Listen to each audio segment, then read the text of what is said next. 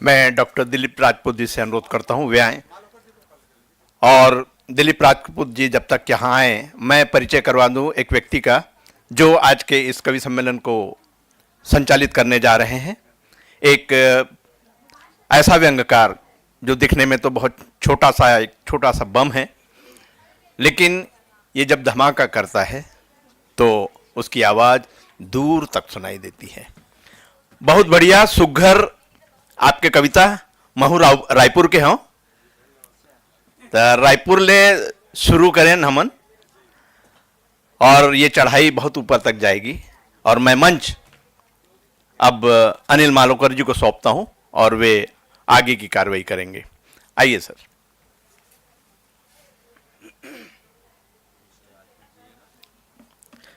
आप सभी संगी को सादर नमस्कार। मैं यहाँ छत्तीसगढ़ से हूँ और महू है एक छत्तीसगढ़ी गीत सुना हूँ बढ़िया से, आप सब आनंद लो। हाँ सर, सबले बढ़िया छत्तीसगढ़िया सबले बढ़िया। हरियर सोना धरती के श्रृंगार, ये हरियर सोना धरती के श्रृंगार, ये एला झंझेड़ो हाँ एला झंझेड़ो यह प्रकृति संग खिलवाड़े, एला झंझेड़ो यह प्रकृति संग खिलवाड़े। धरती मैया के काया के श्रृंगार, धरती मैया के काया के श्रृंगार, एला झन काटो हाँ एला झन काटो हर सांस संग खिलवाड़े, एला झन काटो हर सांस संग खिलवाड़े। धरती के गर्मी दिनों दिन बढ़ते हैं, ग्लेशियर मन पिघलते हैं। धरती के गर्मी दिनों दिन बढ़ते हैं, ग्लेशियर मन पिघलते हैं। समुंदर के स्तर घलो बढ़ते हैं, बड़े बड़े शहर डूबते हैं। समुंदर के स्तर घलो बढ़ते हैं, बड़े बड़े शहर डूबते हैं। मानुष ला समझावत बुझावत, मानुष ला समझावत बुझावत दिन औ साल घटत है, तब भोले नहीं समझत है मानुष कई पीढ़ी भुगतत है। तब भोले नहीं समझत है मानुष कई पीढ़ी भुगतत है। समझ ले मानुष अब नहीं समझबे, समझ ले मानुष अब नहीं समझबे, तब देरी हो जाही। परलय के अगोरा ममत रही ऐसने परलय आही, परलय के अगोरा ममत रही ऐसने परलय आही। बादर फटी बिजली गिरही, बादर फटी बिजली गिरही, पानी है नहीं समाही। टुकुर टुकुर तब देखत रहिबे घर हा जब तोर बुहाही, टुकुर टुकुर तब देखत रहिबे घर हा जब तोर बुहाही। माया बनाए का काम के, माया बनाए का काम के जब कोनो नहीं खाही। तोर लइका मन ए विपतला कैसे समझ पाही, तोर लइका मन ए विपतला कैसे समझ पाही। तबे कहते हैं दिलीप भैया, तबे कहते हैं दिलीप भैया, सुन संगी मोर संगवारी। झन काटो रुख राई ला लगाओ फूल फुलवारी, झन काटो रुख राई ला लगाओ फूल फुलवारी। धरती मैया शीस देहियो, धरती मैया शीस देहियो, रक्षा तोरे करही। तै बन जाबे राज दुलरवा विपत ल आघुल हरही, तै बन जाबे राज दुलरवा विपत ल आघुल हरही। तबे कहत हाँ दाई दीदी, तबे कहत हाँ दाई दीदी, भैया मोर बहिनी। हरियर सोना हाँ हरियर सोना धरती के सिंगारे, हरियर सोना धरती के श्रृंगारे एला झन काटो हाँ एला झन काटो हर सांस संखिलवारे एला झन काटो हर सांस संखिलवारे। जय हिंद, जय छत्तीसगढ़, जय भारत।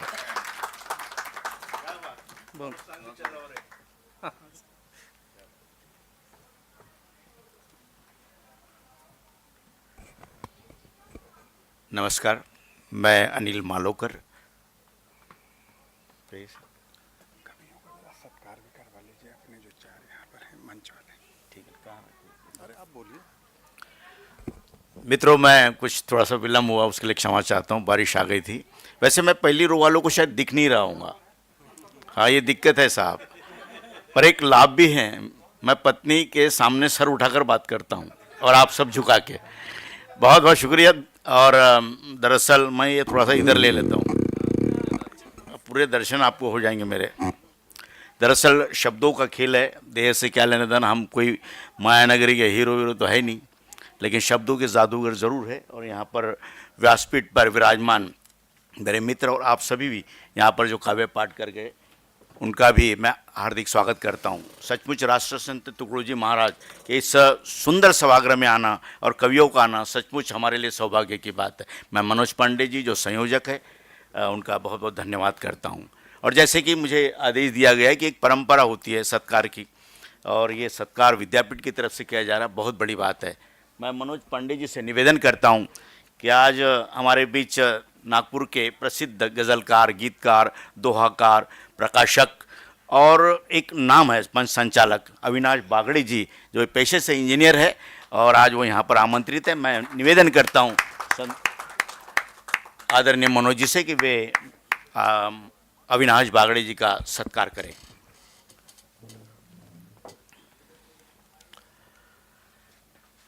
आज सरदार पटेल जी की जयंती का ये उत्सव, सुबह हम लोग थे सभी, और इतना खूबसूरत एक तोहफा विद्यापीठ की तरफ से, बहुत सुंदर पर्यावरण का ध्यान रखा गया है। श्रीफल और ये स्मृति चिन्ह आदरणीय सरदार पटेल जी का, ये सबसे सुशोभित दिखेगा हमारी अलमारियों में, प्रेरणा देता रहेगा। बहुत बहुत धन्यवाद। और इसके पश्चात नगर के हास्यव्यंग कवि लखेश्वर चंद्रवंशी जी से निवेदन करता हूँ कि वे आएँ, और मैं सत्कार करवाना चाहता हूँ आदरणीय मनीष वाजपेयी जी, बहुत अच्छे व्यंगकार और हास्य कवि और मंच संचालक, कई इस कलम नाम की संस्था का संचालन करते हैं और बहुत प्यारा कवि है। जब आप सुनेंगे तो बहुत गुदगुदाएंगे आपको। सत्कार लखेश्वर जी के माध्यम से, जोरदार तालियां आपकी।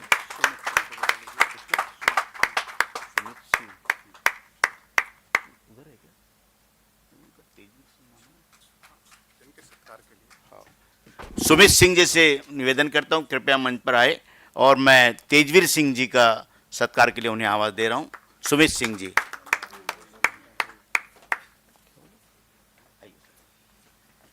आइए। सुमित सिंह जी, तेजवीर सिंह जी का सत्कार। आप राजभाषा पीएनटी में संचार मंत्रालय से राजभाषा अधिकारी हैं, और आज हमारा सौभाग्य है कि आज नागपुर तुकडोजी महाराज विद्यापीठ में पधारे हैं।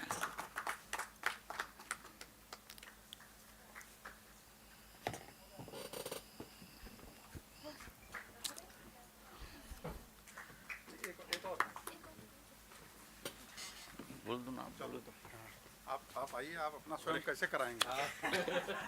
हमें करवाना पड़ेगा। क्षमा चाहूँगा, आप मंचासीन स्थान ग्रहण कर लीजिए मालोकर सर। चूँकि मैं भी कवि हूँ पर सबसे छोटा हूँ उम्र में आप लोगों से, और आएगा मेरा नंबर भी, पर मेरा सबसे अंत में आता है और अंत ही आरंभ होता है। तो और हमारे बीच जो मालोकर सर है, अनिल मालोकर सर, ये हम सभी के प्रेरणा स्रोत है। कद काठी में जैसे हैं उतने ही नीचे गहरे हैं, कद काठी में जैसे उतने ही नीचे गहरे हैं, और हम यकीन से मान लीजिए प्रभु, इसमें बैठा हुआ एक भी आदमी बहरे नहीं। तो आपको हम बड़े इत्मीनान से सुनेंगे और आपके हर शब्द को अपने मानस में बुनेंगे। तो आपका स्वागत करता हूँ। स्वयं पांडे जी को बुलाओ मंच पे।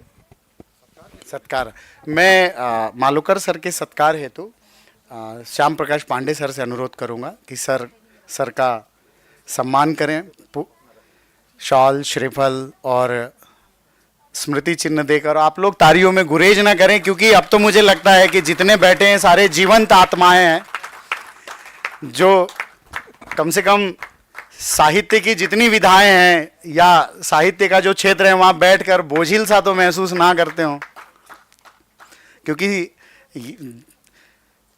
हम जिस भावभूमि को सींच रहे हैं ये तो अनवरत चलने वाली एक प्रक्रिया है।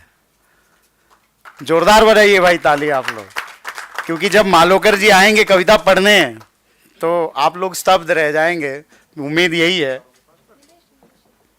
आइए मालोकर सर, अब आप सीधे मन संभालिए।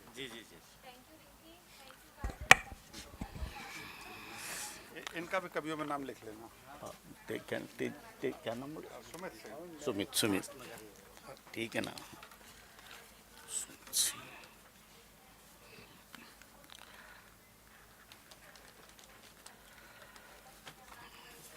सर, आप सभी कवियों का सत्कार हो गया, और निश्चित रूप से जब यहाँ सत्कार होता है तो मैं ये मानता हूँ किसी भी कवि सम्मेलन में कि हमारे जो भगवान होते हैं ना वो श्रोता ही होते हैं। हमको शहीद करवाना है या सीधे घर भेजना है, ये सब आपकी जिम्मेदारी होती है। इसलिए उन ईश्वरों का सत्कार ज़रूर होना चाहिए, क्योंकि श्रोता वज़नदार होता है साहब। तौल आप देखिएगा, जहाँ वज़न ज़्यादा होता है वहीं नीचे होता है। तो निश्चित रूप से मुझे आपका सत्कार ज़रूर करना चाहिए। तो मैं ये कहूँगा इन कवियों की ओर से, आदरणीय मनोज जी की ओर से, और ये सारे जो हमारे इस कार्यक्रम में आयोजन में लगे हैं सुबह से, उनकी ओर से आपका सम्मान। फिर आगे की बात हम लोग बढ़ाते हैं कि कुछ लोग आँखों में आस लिए बैठे हैं, कुछ लोग आँखों में आस लिए बैठे हैं, कुछ लोग होठों पे प्यास लिए बैठे हैं, कुछ लोग आंखों में आस लिए बैठे हैं, कुछ लोग होठों पे प्यास लिए बैठे हैं, और हमें उस नीलगगन से क्या लेना देना। हमारे चांद सितारे तो हमारे पास बैठे हैं, हमारे चांद सितारे तो हमारे पास बैठे। दोस्तों, बहुत बेहतरीन बातें एक एक कवि की चलेगी, जो समय की कुछ मर्यादाएं भी हैं, लेकिन मैं इन बातों का उल्लेख कर देना चाहता हूँ। सुबह एक जो सेशन था आदरणीय हमारे अग्रज सरदार पटेल जी के सम्मान में जयंती का, बहुत सुंदर वक्ता इस बार थे, और मैं तृप्त हुआ सुबह उन सबको सुनकर। बहुत अच्छा आयोजन, बहुत अच्छा लजीज भोजन भी था, और शाम की भी व्यवस्था है ही। तो आज ये कवि सम्मेलन में तृप्त आप तो हो ही जाएंगे, और सारा कुछ मतलब उस आयोजन। तो मैं ये ज़रूर कहना चाहता हूँ कि जो इसका मुखिया होता है ना, उस पर जिम्मेदारी होती है। मनोज जी का जो एक सेटअप होता है, जो उनका बोलने का तरीका, आमंत्रण देने का तरीका, सब कुछ ठीक ठाक है, और इसीलिए 4 पंक्तियाँ तो उनको देना ही चाहिए। उन्होंने जब एक टिप्पणी भी की थी कि मैं जिस पे हाथ रख देता हूँ, इस बार हम चारों पे रखा है। तो कहीं ना कहीं मुझे ये कहना पड़ता है कि जो मनोज जी का जो बात है ना, तो ये बिल्कुल बहुत सही है। और मैं उनके लिए ये कह सकता हूँ, जो कभी किसी ज़माने में कति सिपाही साहब ने कहा था, साहब आप लोग उनके तरफ देख सकते हैं, केवल मुझे सुनना ही तो है, देखने की तो कोई है ही नहीं मेरे पास। तो हालात के कदमों पे कलंदर नहीं गिरता, हालात के कदमों पे कलंदर नहीं गिरता, टूटे भी जो तारा तो ज़मीं पर नहीं गिरता, और गिरते बड़े शौक से समंदर में दरिया, लेकिन कभी दरिया में समंदर नहीं गिरता। बहुत बहुत धन्यवाद आपका मनोज जी, हम सबको बुलाने के लिए। और मित्रों, ये कवि सम्मेलन चलते रहेगा, बीच बीच में मैं आते रहूँगा, क्योंकि मंच संचालक को कैनवास बड़ा मिलता है, और गिरे साहब सुबह अच्छा संचालन कर चुके थे, और आप लोगों की थकान होगी ना, तो मैं थकान थोड़ा सा मिटाना चाहता हूँ। फिर कविता सशक्त कविता होती है, लेकिन उसके पहले भट्टी गर्म करने के लिए उसमें अखबार डालने पड़ते हैं। तो आइए एक छोटी सी कविता से मैं शुरू करता हूँ, मैं ही प्रारंभ कर देता हूँ। हाँ, मैं भी प्रारंभ कर देता हूँ।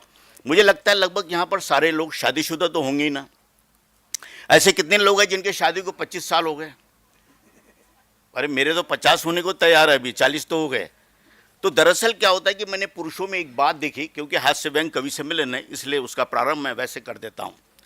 दरअसल मैंने पुरुषों में एक बात देखी, जब भी वो अकेले में मिलते हैं, कुछ पार्टी शार्टी होती है, तो ये कहते हैं, यार मेरी वो 25 साल पहले जो शादी हो गई थी ना, उस समय वो पूना वाला रिश्ता छटक गया था, पिताजी की गलती थी।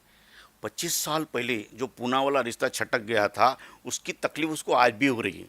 जब उसकी 2 पोते हैं उसको, तो मुझे भी तकलीफ होती है। मैंने कहा क्यों नहीं इस विषय पर एक कविता बनाई जाए, हल्की फुल्की कविता आपको आनंद देने के लिए, और सुबह से जो थकान है उसको मिटाने का मैं प्रयास कर रहा हूँ कि, और यहाँ पर वो नहीं है व्यासपीठ पर, और यहाँ पर वो लोग बिल्कुल नहीं है, दो प्रतीक है कविता के, और वो यहाँ पर और सामने में दोनों जगह पे नहीं है, वो बाहर के है, दूसरे स्टेट की बात है वो। मैं कभी स्टेट का भी नाम इसलिए नहीं लेता हूँ कि जिस स्टेट का मैंने नाम लिया था वो आदमी सामने बैठा था, ऐसा भी हो जाता है कई बार। तो आइए सुनिएगा कि शेरनी सी खूंखार पत्नी, शेरनी सी खूंखार पत्नी गाय शाह पति से बोली, सुनो मेरे हमनवा मेरे हमजोली, लोग कहते हैं हम दोनों की अच्छी साठगांठ है, पर तुम्हें कुछ याद भी है, आज हमारे शादी की 25वीं वर्षगांठ है। हम यह वर्षगांठ कुछ इस तरह मनाएंगे, प्रभु श्री राम के मंदिर जाएंगे और 7 जन्म साथ रहे ऐसी पक्की सौगंध खाएंगे। तब पति बोला, अमूमन जैसा बोलता है, तब पति बोला, तुम चाहते हो हम मुंह खोले, प्रभु राम के सामने इतना बड़ा झूठ बोले? अरे भगवान एक बार तो फंसे, क्या बार बार फंसे? और तुम नहीं चाहती कि हम दूसरे जन्म में हंसे?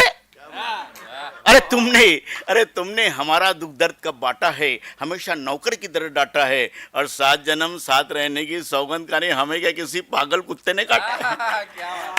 बहुत बहुत शुक्रिया मित्रों, ये सारा हास्य और व्यंग्य और एक से बढ़कर एक कविताएं, एक से बढ़कर एक, सभी के पास राजभाषा अधिकारी हमारे पास बैठे हैं, यूनिवर्सिटी के आप सब लोग तमाम, उसमें भी कविगण हैं, तो बिल्कुल आनंद लेंगे हम लोग। और सबसे पहले इस आनंद की फवारे की शुरुआत मैं करना चाहता हूं मनीष वाजपेयी जी से। दरअसल मनीष 50 साल, लगभग 40-50 साल से हम लोग साथ साथ में कवि सम्मेलन करते रहे हैं, और एक अच्छा नाम पूरे महाराष्ट्र में, महाराष्ट्र के बाहर भी वे गए हैं, कलम संस्था के संस्थापक है, और हास्य व्यंग्य की इनकी जो चुलबुली बातें रहती है ना, बहुत आनंदित करेगी आपको। बस आपको एक ही ध्यान रखना है साहब, ईश्वर ने मुंह एक दिया है, कान 2 दिए हैं, और जब बात समझ में आती तो ताली बजाने के लिए हाथ भी 2 दिए हैं। तो जब भी जैसे जैसे प्रस्तुति कवियों की होगी, मैं चाहूँगा कि आप लोग ज़बरदस्त तालियों के माध्यम से प्रतिसाद दें, ताकि कवि का थोड़ा खून बढ़े। और इसी बात के साथ मैं ये जो हमारे आदरणीय मनीष वाजपेयी जी है, हास्य व्यंग्य की जो फुलझड़ी वाली बात होती ना, तो बहुत सुंदर ढंग से वो रखते हैं। तो मनीष जी को आपकी अदालत में पेश करने के लिए यही कहूँगा कि उनका जो जीवन जैसा रहा है, एक सीखने वाली बात होती है कि प्यार से महकी हुई रात सुहानी दे दे, प्यार से महकी हुई रात सुहानी दे दे, जिंदा रहने के लिए कोई कहानी दे दे, और जिसने मेरे राहों में बिछाए खार, या रब उसे फूलों सी जवानी दे दे। आइए सुनिएगा मनीष वाजपेयी जी।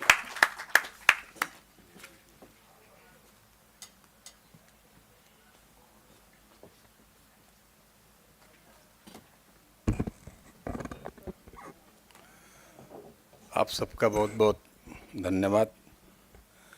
आदरणीय डॉक्टर मनोज पांडे सर का विशेष धन्यवाद कि उन्होंने आज याद किया। इस कार्यक्रम में आने के बाद जब सत्कार किया गया तो सत्कार के उस क्षण का बहुत बहुत धन्यवाद। एक शिक्षक के लिए वो सबसे बड़ा दिन होता है, जैसे एक पिता के लिए वो सबसे बड़ा दिन है कि वो अपने बच्चे के नाम से पहचाना जाए, बच्चे के नाम से सम्मानित हो। एक शिक्षक के लिए वो दिन सबसे बड़ा है कि उसका विद्यार्थी इस योग्य हो कि वो उसका सम्मान करे। आज वो क्षण मेरे जीवन में आया, इसके लिए मैं आज नागपुर विश्वविद्यालय के हिंदी विभाग का हृदय से आभार व्यक्त करता हूँ। आदरणीय डॉक्टर पांडे सर का जब फ़ोन आया था कार्यक्रम के लिए, तो पहले उन्होंने सिर्फ इतना कहा कि 7 तारीख को कवि सम्मेलन है, हिंदी की राष्ट्रीय संगोष्ठी में आपको आना है। मैंने हामी भर दी, मैंने बोला ठीक है।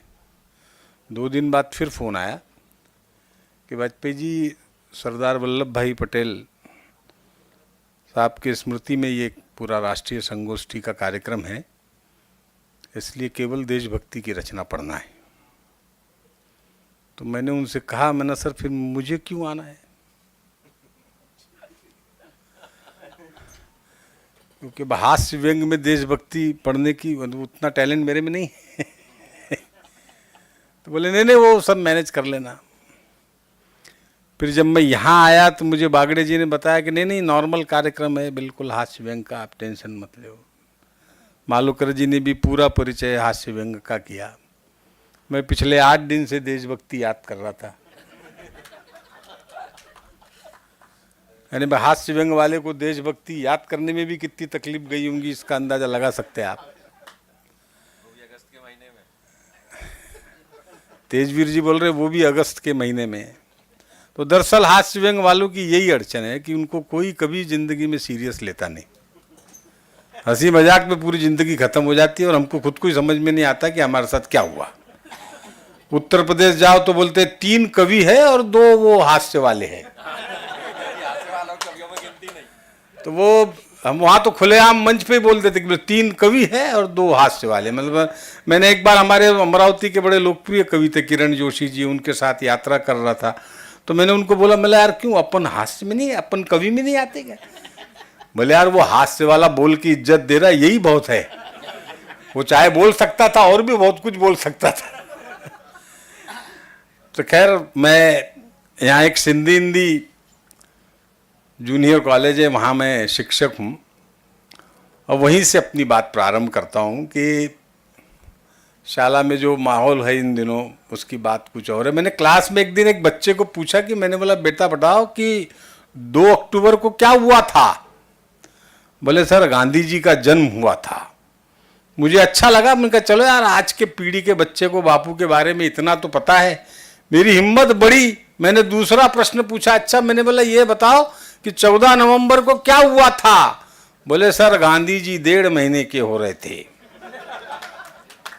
अरे मैंने बोला तू सिर्फ बापू के बारे में जानता और किसी के नहीं? तो बोले क्या करूं, मुन्ना भाई ने उन्हीं पे फिल्म बनाई, दूसरे पे नहीं। परिस्थिति बहुत नाजुक है हमारी। और अभी ये जब कोरोना आया था तो हमको एक काम दिया गया था कि बोले डिजिटल पढ़ाओ। सभी टीचर लोगों को लगा कि चलो यार अपनी ज़िंदगी में कुछ तो नया आया, तो हमने भी डिजिटल पढ़ाना चालू किए। तो डिजिटल क्लास में पढ़ाते पढ़ाते मैंने एक दिन बच्चे को पूछा, मैंने बोला बेटा बताओ सत्य और भ्रम में क्या अंतर है? तो उधर से उसके मम्मी का जवाब आया, बोले सर आप पढ़ा रहे ये सत्य है और ये पढ़ रहा है ये आपका भ्रम है। और वो डिजिटल में ये होता था कि मोबाइल ऐसा रखो ताकि हम दिखाई दे, तो हम तो दिखते थे लेकिन साथ में वो सब कुछ दिख जाता था जो नहीं दिखना चाहिए। कईयों का तो पूरा ही दिख गया। तो एक दिन मैंने क्लास में पूछा, मैंने बोला बेटा बताओ कि दुर्घटना और दुर्भाग्य में क्या अंतर है? तो बच्चा बोला सर आप पढ़ा रहे हैं और आपके घर की ये टूटी फूटी छत आप पे गिर जाए तो ये दुर्घटना होगी और बावजूद इसके आप बच गए तो ये हमारा दुर्भाग्य होगा।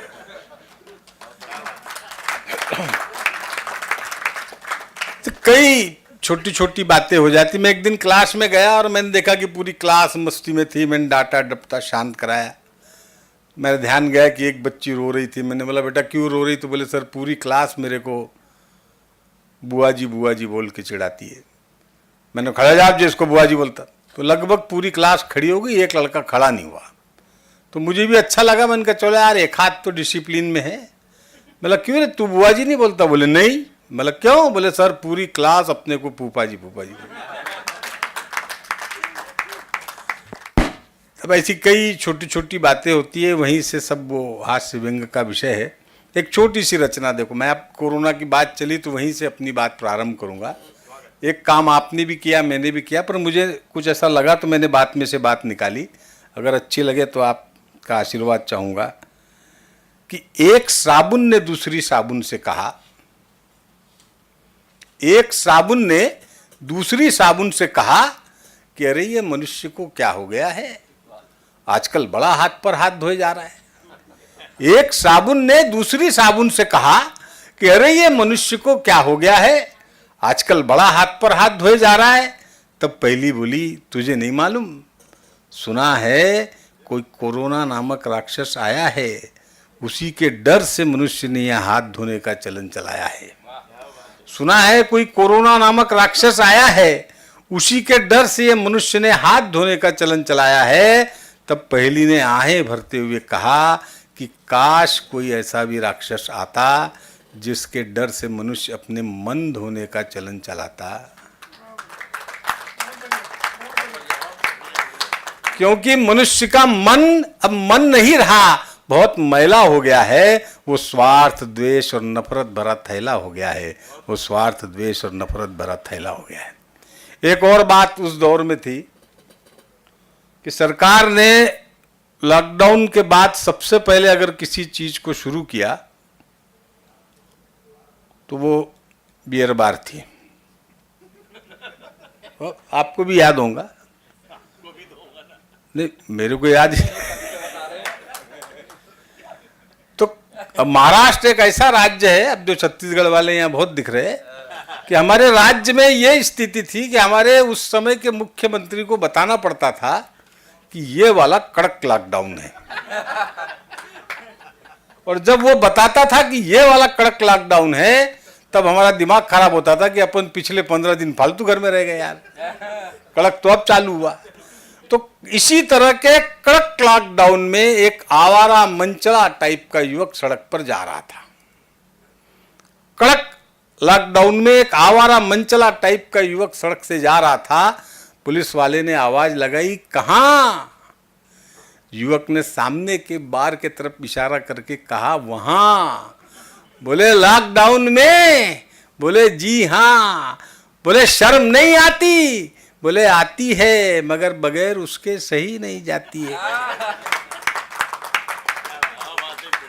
तो बोले ठीक है बेटा जाओ, पर लौटते लौटते हमारी भी शर्म की चिंता करते हुए कुछ ले आओ। वैसे कई छोटी बड़ी घटनाएं घट जाती हैं, वहीं से वो हास्य व्यंग निकलता है। पर आज के इस कार्यक्रम की समय और उसकी सब नज़ाकत को ध्यान में रखते हुए आज पहली बार आदरणीय पांडे सर के निमंत्रण के बाद जो मैंने दुस्साहस किया, पहली बार कोई चीज़ को मैं गाकर पढ़ने की हिम्मत कर रहा हूँ। अब हिम्मत करूँ कि नहीं करूँ वो ताली बजा के आप बताओ।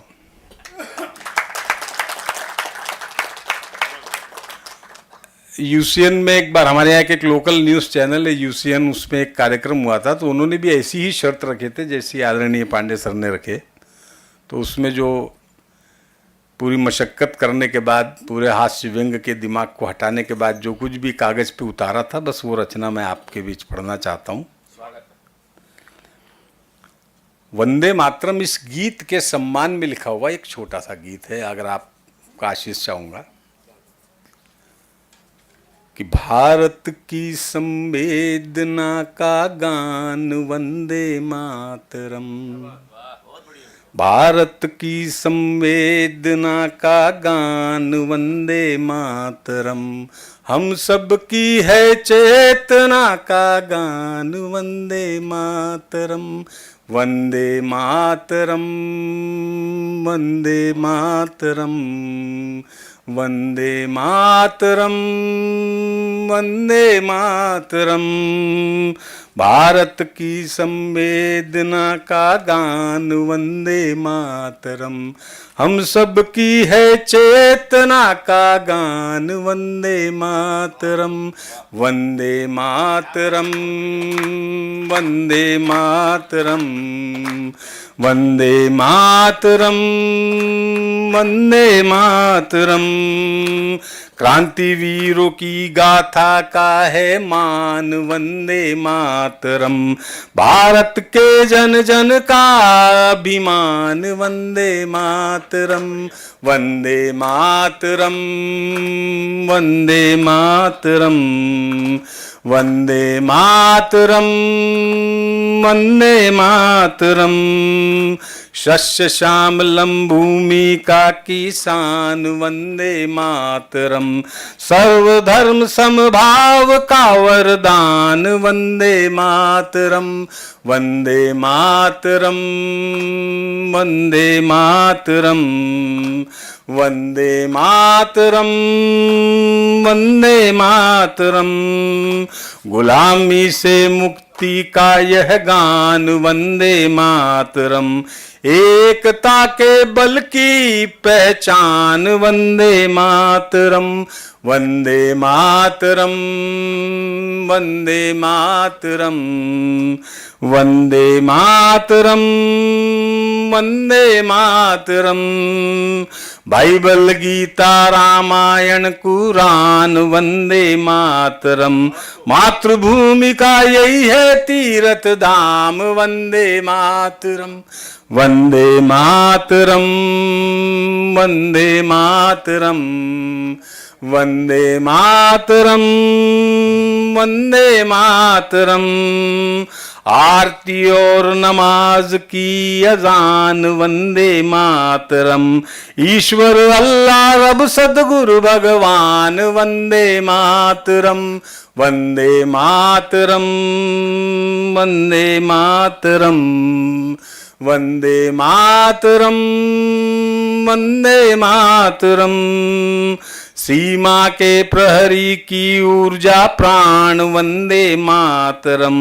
धड़कन भारत के हर दिल की जान, वंदे मातरम, वंदे मातरम, वंदे मातरम, वंदे मातरम, वंदे मातरम। बहुत बहुत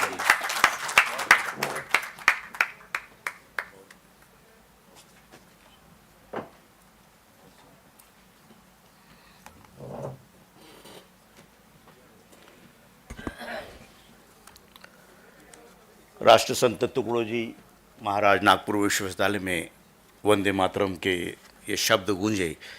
रचनाकार आदरणीय हमारे मनीष वाजपेयी जी, आपकी इजाज़त ली और बड़ा सुंदर प्रस्तुति उन्होंने की। एक बार मैं चाहता हूं कि कसकर आपकी तालियों से उनका अभिषेक हो।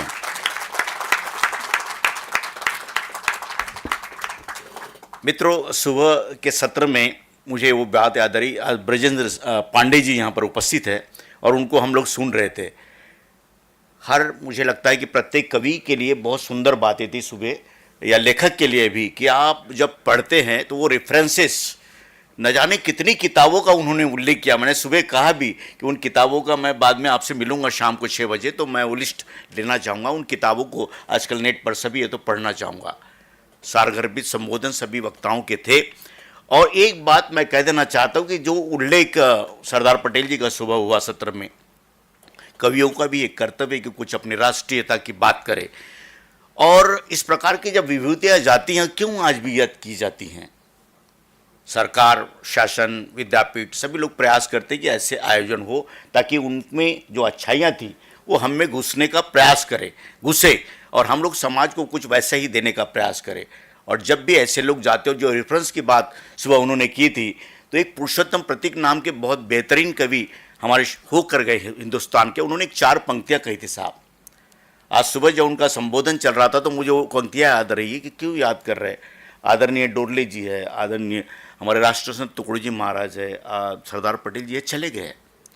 तो उन्होंने कहा था, वो पंक्तियाँ मुझे इतनी खूबसूरत लगती है कि मैं सुबह जब उठता हूँ तो उसे गुनगुनाता हूँ और शाम को जब सोता हूँ तो गुनगुनाता हूँ। वो पंक्तियाँ है कि न राजा बचा है न रानी बचेगी, न राजा बचा है न रानी बचेगी, न तेरी न मेरी जवानी बचेगी। न राजा बचा है न रानी बचेगी, न तेरी न मेरी जवानी बचेगी। अरे बचा ही कुछ नहीं या मौत से, पर अगर बच गई तो कहानी बचेगी, अगर बच गई तो कहानी बचेगी।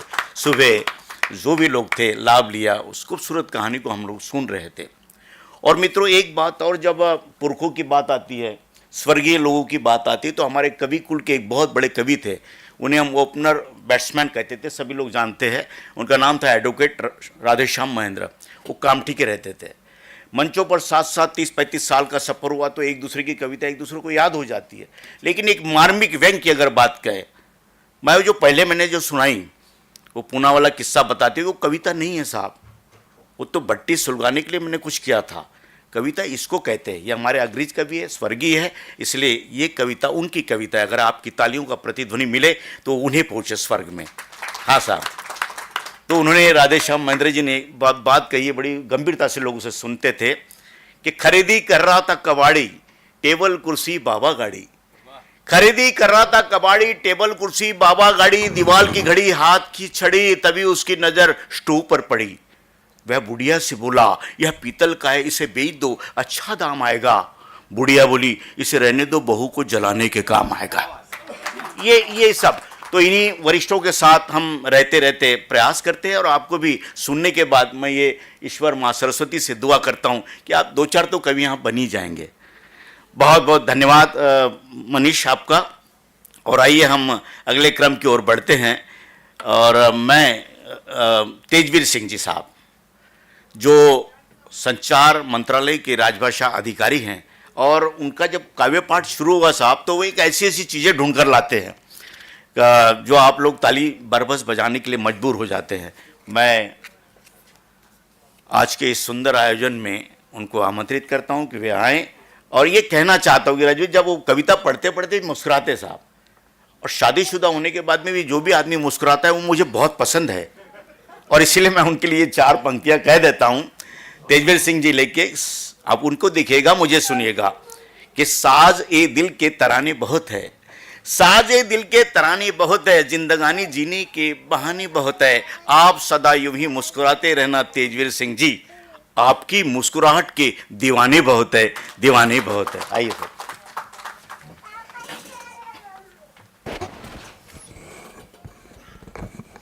बहुत बहुत धन्यवाद मालोकर जी। मैं सर्वप्रथम नमन करता हूं लौह पुरुष सरदार वल्लभ भाई पटेल जी को, जिनकी 150वीं जयंती के अवसर पर ये कार्यक्रम आयोजित किया जा रहा है। मैं संचार मंत्रालय में राजभाषा अधिकारी होने के साथ साथ नाटक लेखक, कवि कैसा हूं वो आपके समक्ष पता चल जाएगा। मैं जो मालोकर जी ने कहा कि शादीशुदा होते हुए भी मुस्कुरा रहे हैं, तो शब्द मेरे, भावनाएं आपकी हैं, पहुंचे कि पलक के साये में रहने का हुनर बादल जानता है, पलक के साये में रहने का हुनर बादल जानता है, और फलक के साये में रहने का हुनर काजल जानता है। फलक के साये में रहने का हुनर बादल जानता है, और पलक के साये में रहने का हुनर काजल जानता है। और दुनिया बहुत बेदर्द है, किसी पर रहम नहीं करती। ये दुनिया बहुत बेरहम है, किसी पर रहम नहीं करती। अरे इसके साये में रहने का हुनर तो ये पागल जानता है, इसके साये में रहने का हुनर तो ये पागल जानता है। मैं काव्य पाठ आगे बढ़ाऊं, उसी क्रम में मैं सरदार पटेल जी की बात चली।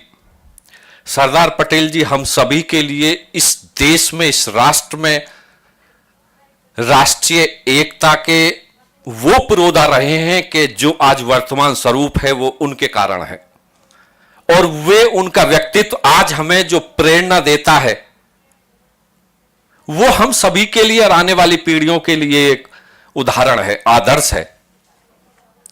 उनके सम्मान में मैं ये बात कहना चाहूंगा कि न सहरा पे लिखी है, न समंदर पे लिखी है, न सहरा पे लिखी है, न समंदर पे लिखी है, उनके अस्तित्व की कहानी मंजिलो सफर पे लिखी है। और किस तरह समेटू उनकी यादों का खजाना, वो शीशे के कलम से किसी पत्थर पे लिखी है, वो शीशे के कलम से किसी पत्थर पे लिखी है। जब तक उनका चित्र हमारे मन मस्तिष्क पर रहेगा, हम इस देश की एकता और अखंडता के लिए अपने प्राण न्यौछावर करने के लिए हमेशा तत्पर रहेंगे। वे हमारे आदर्श हैं। मुझे बड़ी खुशी हुई कि आज हम इस विद्या के मंदिर में इस उत्सव पर हम अपनी जो 2 दिवस का ये पांडे जी ने महायज्ञ आयोजित किया है, उसमें काव्य रूपी कुछ संविधाएं यहां समर्पित कर पाएं और इस अभियान को हम आगे बढ़ा पाएं। तो मैंने बहुत समय पहले लिखा था कि हमें औरों से क्या मतलब, हमें औरों से क्या मतलब, हम अपना ईमान रखते हैं। हमें औरों से क्या मतलब, हम अपना ईमान रखते हैं और एक हाथ में गीता तो दूजे में कुरान रखते हैं। एक हाथ में गीता तो दूजे में कुरान रखते हैं। और हां, हमें मोहब्बत है इस वतन की खुशबूदार मिट्टी से। हां, हमें मोहब्बत है इस वतन की खुशबूदार मिट्टी से। हम अपने सीने में पूरा हिंदुस्तान रखते हैं। हम अपने सीने में पूरा हिंदुस्तान रखते हैं। पांडे जी का मुझे फोन आया था, बोले आपको आना है और सरदार जी की स्मृति में है, तो कुछ देशभक्ति की रचनाएं लेते हुए आना। मैंने कहा मिन कि अवश्य आपका आदेश सिर आंखों पर है।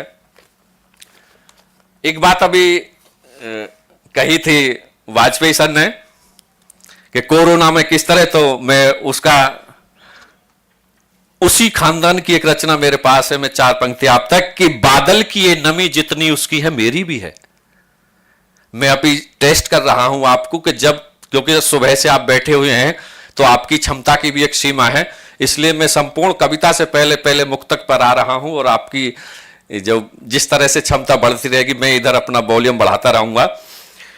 कि बादल की ये नमी जितनी उसकी है मेरी भी है, बादल की ये नमी जितनी उसकी है मेरी भी है, और हायल की ये कमी, हायल बोलते हैं रोक टोक रोकने वाला, रेस्ट्रिक्शन जिसको अंग्रेजी में बोलते हैं, कि बादल की ये कमी जितनी उसकी है मेरी भी है, और हायल की कमी जितनी उसकी है ये मेरी भी है, और जमाने को ये बात जाने कब समझ में आएगी, जमाने को ये बात न जाने कब समझ में आएगी, वतन की ये जमी जितनी उसकी है मेरी भी है, वतन की ये जमी जितनी उसकी है मेरी भी है। और एक जो आपने बात कही थी मैं उसको जोड़ता हूं कि ख्वाबों को भूलकर हकीकत को जानिए, ख्वाबों को भूलकर हकीकत को जानिए, और ख्यालों को भूलकर नसीहत को मानिए। बनावटी खोखली दुनिया में कुछ नहीं है, बनावटी खोखली दुनिया में कुछ नहीं है, प्यालों को भूलकर फजीयत को जानिए, प्यालों को भूलकर फजीयत को जानिए। लेकिन वो दौर था, अब गुजर गया। आज जिस उद्देश्य से हम यहां हैं उसी संदर्भ में आगे बढ़ाऊंगा कि राष्ट्रीय एकता की बात है, आप बड़े अच्छे वाकिफ हैं, मगर मैंने लिखा है कि ये कौन कहता है कि सबको सब नहीं मिलता, ये कौन कहता है कि सबको सब नहीं मिलता, ये बात अलग है कि जब चाहो तब नहीं मिलता। कौन कहता है कि सबको सब नहीं मिलता, ये अलग बात है कि जब चाहो तब नहीं मिलता। और ना कोई पूजा, ना कोई अरदास और ना कोई दुआ की है, ना कोई पूजा, ना कोई अरदास और ना कोई दुआ की है, और कहता है कि मुझको खुदा नहीं मिलता, और शिकायत करता है कि मुझको खुदा नहीं मिलता। तो मांगने से सब होता है। उसी तरह से हमारे अगर राष्ट्र के संदर्भ में देखें तो हम अगर अपने परिवार में एकता है, समाज में एकता है, तो राष्ट्र में एकता जरूर होगी। और मेरी एक गजल है, उसकी मैं 4 पंक्ति आप तक पहुंचाना चाहूंगा। जानते सब हैं लेकिन मानते नहीं हैं, और जो मानते हैं तो संपूर्ण नहीं मानते हैं। संशय है, लेकिन मैं उन संशय को दूर करने के लिए कहूंगा इस मंच से कि हमें मस्जिद भी प्यारी है और हमें मंदिर भी प्यारे हैं, हमें मस्जिद भी प्यारी है, हमें मंदिर भी प्यारे हैं। अजीत तुम भी हमारे हो और हम भी तुम्हारे हैं। मस्जिद भी प्यारी है, हमें मंदिर भी प्यारे हैं, अजीत तुम भी हमारे हो और हम भी तुम्हारे हैं। और हमें तुम्हारे मन की हर एक मनसा मालूम है, हमें तुम्हारे मन की हर एक मनसा मालूम है, क्योंकि तुम्हारे दिल में हमने बहुत दिन गुजारे हैं, तुम्हारे दिल में हमने बहुत दिन गुजारे हैं।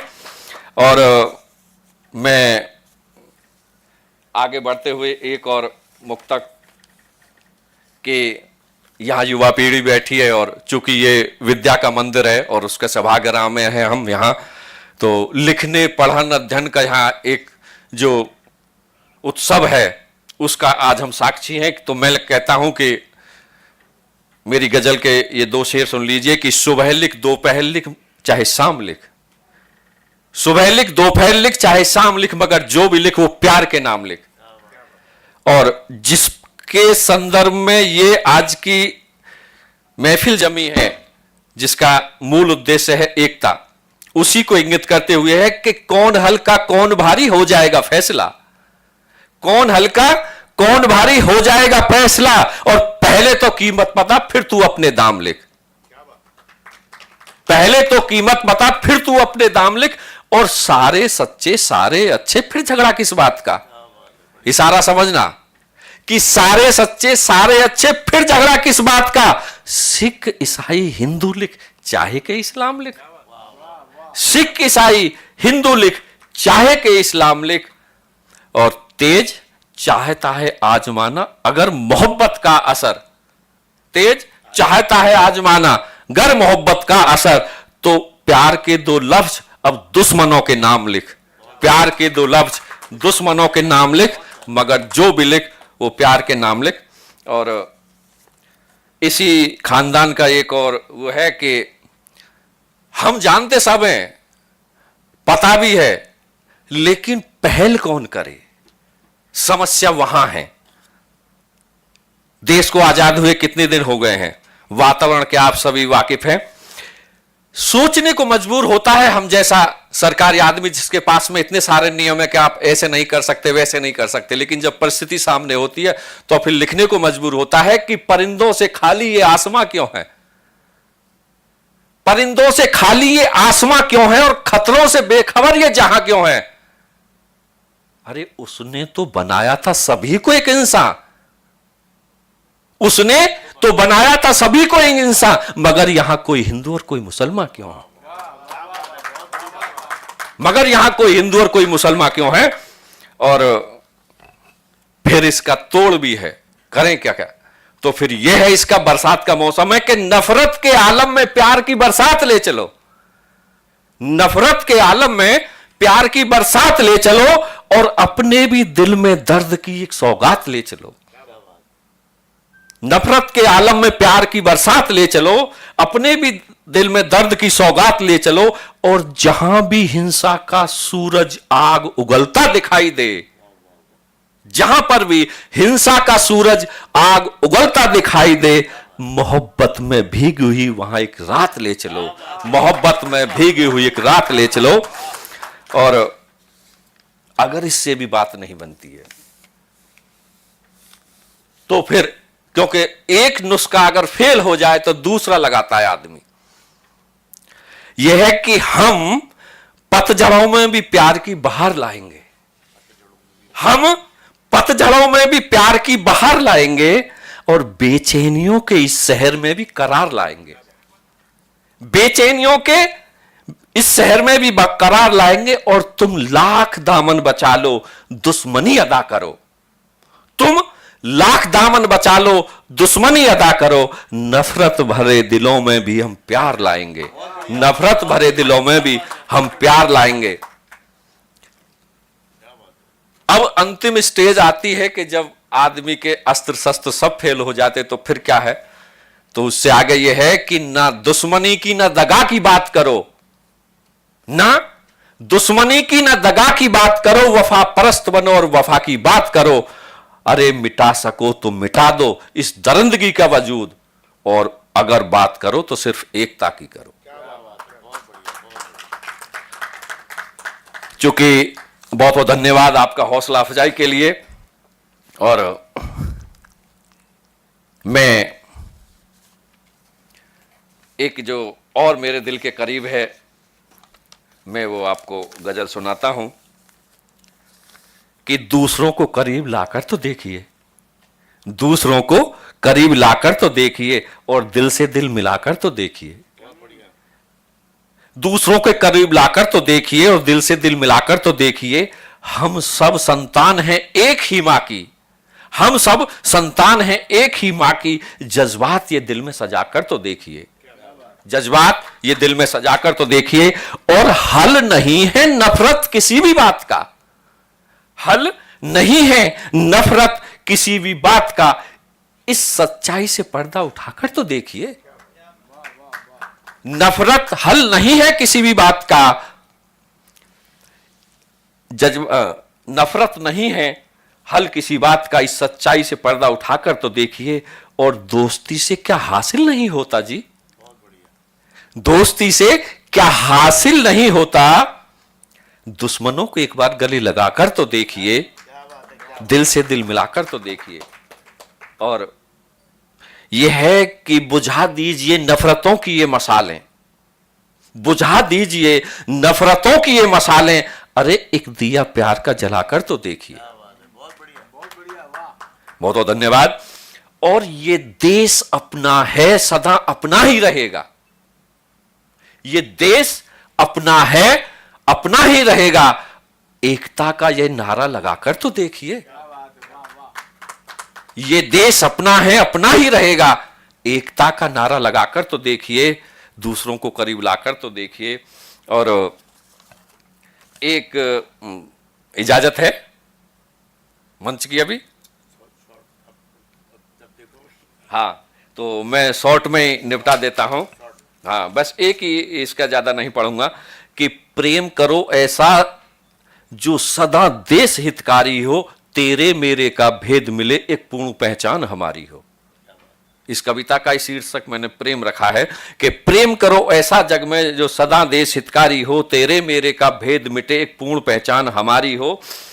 और संकीर्ण विचार या तुच्छ भावना मन में ना आने पाए, कोई प्रेम पुजारी इस मन मंदिर से बाहर ना जाने पाए, घृणा कातम ठहरने पाए, ऐसी उजस उजियारी हो, तेरे मेरे का भेद मिटे एक पूर्ण पहचान हमारी हो। सौहार्द, शांति और एकता प्रेम अमिट निशानी है। प्रेम से जितने जग को जीता उसकी अमर कहानी है। तुमको प्रीत निभानी है, फिर जग में जीत तुम्हारी हो, तेरे मेरे का भेद मिटे एक पूर्ण पहचान हमारी हो, एक पूर्ण पहचान हमारी हो। बहुत बहुत धन्यवाद।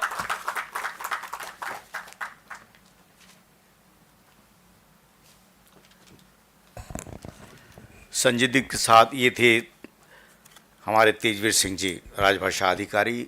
विभिन्न विभिन्न विषयों पर अमन और चैन की बात की, भाईचारे की बात की। और जो माहौल बढ़िया बनाया था मनीष वाजपेयी ने, उसी को आगे बढ़ाते हुए थे तेजेंद्र सिंह।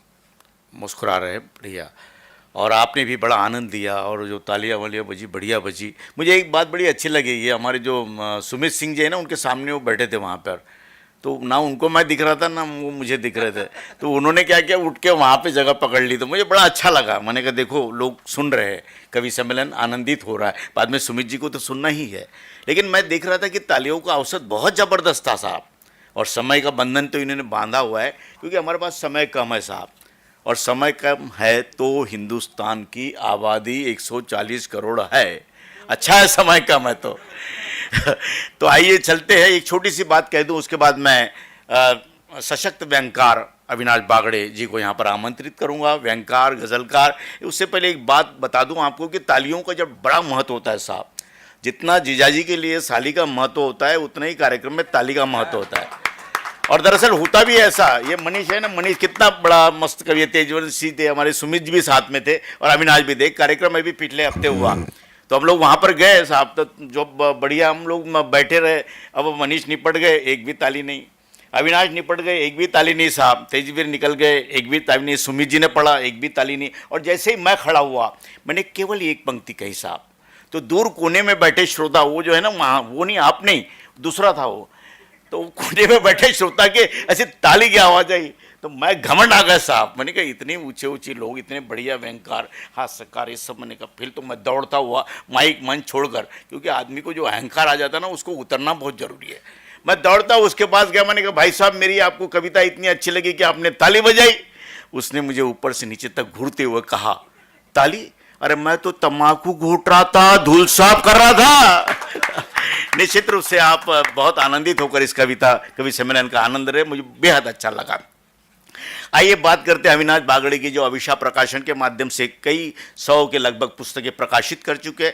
और साहित्य की कोई भी धारा हो, मनीष, तेजवंत जी, कोई भी धारा हो, हाइकू हो, सौदे का हो, अनेक अनेक प्रकार आते। मैं तो सुनते रहता हूँ, मैं प्रयास करता हूँ, मुझे जम नहीं रहा साहब। अवन आड़जात वाले ठहरे हैं, लेकिन उनके पास साहित्य की हर सामग्री का निदान है। और वाकई उनके कई चेले नागपुर में हैं जो उनसे सीख रहे हैं, और मैं भी एक चेला ही हूँ उनका। और उनसे हम लोग सीखते हैं, मार्गदर्शन लेते हैं कि भाई ये चीज़ ऐसी सी बनाई जाए। तो दरअसल होता क्या है कि उनके जीवन भी मैंने देखा है। रायपुर छत्तीसगढ़ के उनके बहुत सारे मित्र हैं, बड़ा अच्छा लगा। उन्होंने भी एक डायलॉग छत्तीसगढ़ में मारा, अपनी मातृभाषा बहुत आनंद देते साहब। लेकिन हिंदी के मास्टर कहे जाने वाले अविनाश बागड़े, मैं ज़्यादा कुछ क्या कहूँ। उनकी जो ज़िंदगी रही है, उनका जो यहाँ तक का सफ़र रहा, उसके लिए मैं ये कह दूँ, किसी कवि से मैंने सुना था, वो रेफरेंस मुझे याद नहीं है कवि का नाम, आपको तो बता देना कि उनको उनकी जो यात्रा है उसके लिए कह दूं कि हदिये शहर से निकली तो गांव गांव चली, हदिये शहर से निकली तो गांव गांव चली, और कुछ यादें मेरे संग पांव पांव चली, और सफर जो धूप का किया तो ये तजुर्बा हुआ, अरे वो जिंदगी क्या जो छाँव छाँव चली, वो जिंदगी क्या जो छाँव छाँव चली। अविनाश शंकर राव बागड़े।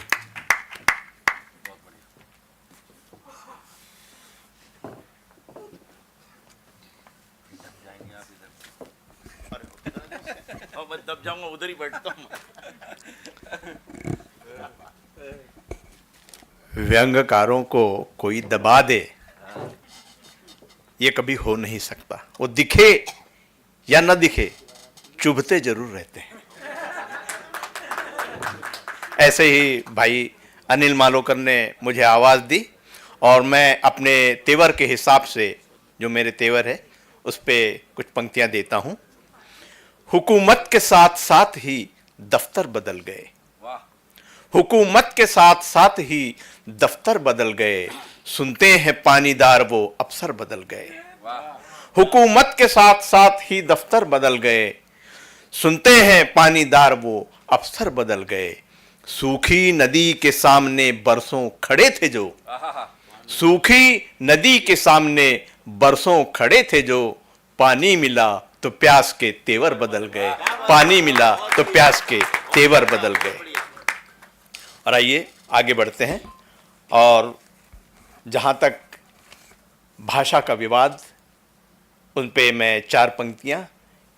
भाषा 2 भाषाएं लेकिन कोख एक ही है। मैं बात करता हूं, कहीं गूढ़ गांभीर्य कहीं परिहास दिखाई देता है, कहीं गूढ़ गांभीर्य कहीं परिहास दिखाई देता है। गांव शहर से बाहर पड़ वनवास दिखाई देता है। अंतर मन की बातें अपने हिंदी में मुखरित हो तो, अंतर मन की बातें अपनी हिंदी में मुखरित हो तो, देवनागरी में पूरा इतिहास दिखाई देता है, देवनागरी में पूरा इतिहास दिखाई देता है। क्या मराठी क्या हिंदी, दोनों की एक ही डगर है, देवनागरी। और आइए, जैसे कि मनीष जी ने कहा कि उन्हें आदेश हुआ था कि देशभक्ति पर ही बात की जाए, तो मैं आपको लाल किले लिए चलता हूं और लाल किले से अपनी बात करूंगा। दिल के लाल किले पे चढ़ के गीत देश का गाएंगे, दिल के लाल किले पे चढ़ के गीत देश के गाएंगे। झंडा हम फहराएंगे, झंडा हम फहराएंगे, भारत माता के चरणों में अपना शीश नवाएंगे। झंडा हम फहराएंगे, झंडा हम फहराएंगे। आजादी का जश्न मनाएं लेकिन हमको याद रहे, आजादी का जश्न मनाएं लेकिन हमको याद रहे। पहला मान शहीदों का हो बाकी उसके बाद रहे। आजादी का जश्न मनाएं लेकिन हमको याद रहे। पहला मान शहीदों का हो बाकी उसके बाद रहे। कोटि कोटि हम शहीद जनों का, कोटि कोटि हम शहीद जनों का आओ मान बढ़ाएंगे। झंडा हम फहराएंगे, झंडा हम फहराएंगे। दिल के लाल किले पे चढ़कर गीत देश के गाएंगे। एकजुटता तब देखी थी जब पटेल जी ने हुंकार भरी थी, तब हमने एकजुटता देखी थी। एकजुटता तब देखी थी अब भी वो हालात बने। एकजुटता तब देखी थी अब भी वो हालात बने। प्यार मोहब्बत के अफसाने पल पल दिन और रात बने। एकजुटता तब देखी थी अब भी वो हालात बने। प्यार मोहब्बत के अफसाने पल पल दिन और रात बने। भाईचारे के दीपक को मिलकर सभी जलाएंगे, झंडा हम फहराएंगे, झंडा हम फहराएंगे, दिल के लाल किले पे चढ़ के गीत देश के गाएंगे। तीन रंग में तीन बात की सीख हमें मिलती है, तीन रंग में तीन बात की सीख हमें मिलती है। केसरिया है शौर्य हमारा, धरा हरित पलती है।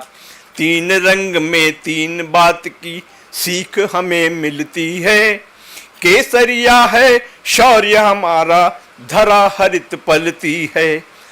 अमन चैन के श्वेत कणों से, अमन चैन के श्वेत कणों से हम अभिषेक कराएंगे, झंडा हम फहराएंगे, झंडा हम फहराएंगे। दिल के लाल किले पे चढ़ के गीत देश के गाएंगे, झंडा हम फहराएंगे, झंडा हम फहराएंगे। आइए एक और एक गजल जैसे कि मालोकर जी ने कहा पेश करना चाहता हूं। जमाना हमें अब समझ आ रहा है, जमाना हमें अब समझ आ रहा है। क्या हम ते समझे क्या समझा रहा है। जमाना हमें अब समझ आ रहा है। क्या हम ते समझे क्या समझा रहा है।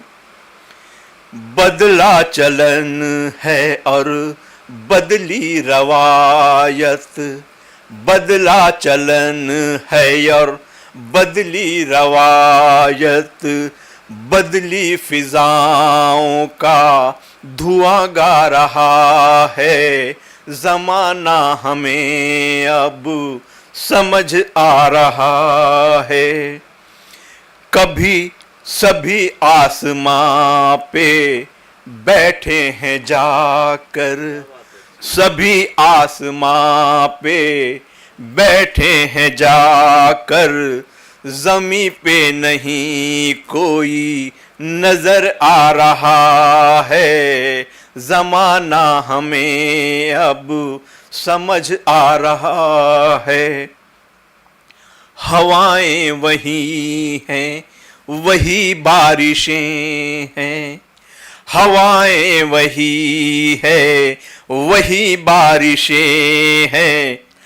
मगर खौफ सब में घुला जा रहा है।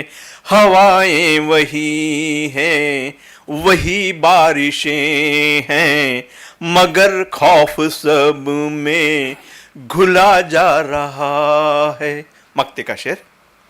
अपने शहर में हम ही गुमशुदा हैं, अपने शहर में हम ही गुमशुदा है।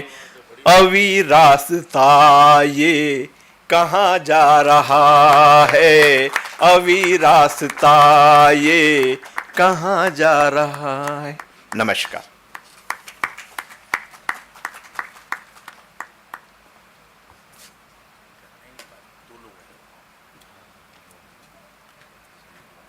प्रिय मित्रों, ये थे अविनाश बागड़े। विभिन्न कविता, विभिन्न उसके विचार और राष्ट्रीयता की बात के साथ ये थे अविनाश बागड़े।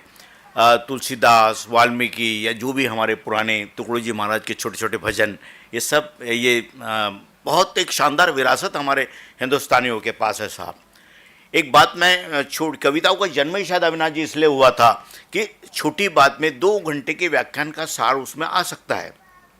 अब कई लोग एकल परिवार का चलन या बच्चे वगैरह चले जाना, इससे बहुत त्रस्त है। पूरी ज़िंदगी खपाने के बाद अगर कोई बेटा अपने बाप से कहे कि वे तूने मेरे लिए किया ही क्या है, तो इससे बड़ी बुरी बात नहीं है। और एक हमारे नागपुर की एक प्रतिभा, हमारे मार्गदर्शक डॉक्टर सागर खादीवाला ने एक 3 पंक्तियाँ कही साहब यहाँ मैंने राधेश्याम महेंद्र जी का उल्लेख किया। सुबह हमने कई कवियों के रचनाओं के यहाँ पाठ पूछा, नीरज जी की कविता का यहाँ पाठ हुआ, तो उनको याद कर लेना चाहिए हमको। तो सागर जी ने हाल ही में लिखे, डॉक्टर सागर खादीवाला, वे भी डॉक्टर PhD वाले डॉक्टर है, और उनकी ये पंक्तियाँ मुझे बड़ी अच्छी लगती है साहब। मैं खासकर उन पिताओं को सुनाना चाहता हूँ जो उन्होंने कहा था, 3 पंक्तियों में एक विराट सत्य उन्होंने कह डाला। वो कहते हैं कि बेटा जब बागी हुआ, बेटा जब बागी हुआ टूट गया फौलाद, बेटा जब बागी हुआ टूट गया फौलाद, अरे हमसे तो वो लोग भले जो है बेऔलाद, जो है बेऔलाद। तो ये बहुत सुंदर रचनाओं के साथ थे अविनाश बागड़े, और जो कसर आपने जिस मतलब मैं ये निवेदन करूंगा आप लोगों से, एक बार तालियों से अभिषेक इनका हो ही जाए। कितनी प्रकाशक किताबें, ये सारा कुछ सक्रिय आदमी है, चलायमान है, मतलब रुकने वाला काम नहीं है। वो इलेक्ट्रिक बाइक कैसे रुकती नहीं बिल्कुल, और खर्चा 1 रुपये नहीं आता वैसे ही। और हम बहुत मार्गदर्शक, बहुत सारे लोगों को बहुत बहुत धन्यवाद आपका। और आइए मित्रों, इसके बाद जैसे कि आपने तेजवीर जी को सुना, अविनाश को सुना, मनीष को सुना, उसके बाद सुमित जी यहाँ जी तैयारी कर रहे हैं, उसके पहले मैं एक व्यक्ति को बुलाना चाहता हूँ। पर्सनालिटी तो बड़ी है ही, मेरे तरफ अंदर नहीं आएगा कि उनको आप देख नहीं पाएंगे। हाँ, तो हमारे बीच लखेश्वर जी, चंद्रवंशी लखेश उनका नाम है। मैं उनको बनाने से पहले ये ज़रूर कह देना चाहूँगा कि सरल नहीं है कविता कहना, सरल नहीं है कविता कहना, पूछो हम फनकारों से, और लोहे को जो काट रहे हैं कागज़ की तलवारों से, लोहे को जो काट रहे कागज़ की तलवारों से। आदरणीय डॉक्टर लखेश्वर चंद्रवंशी जाएं और अपनी कविता से आपको मंत्रमुग्ध करें।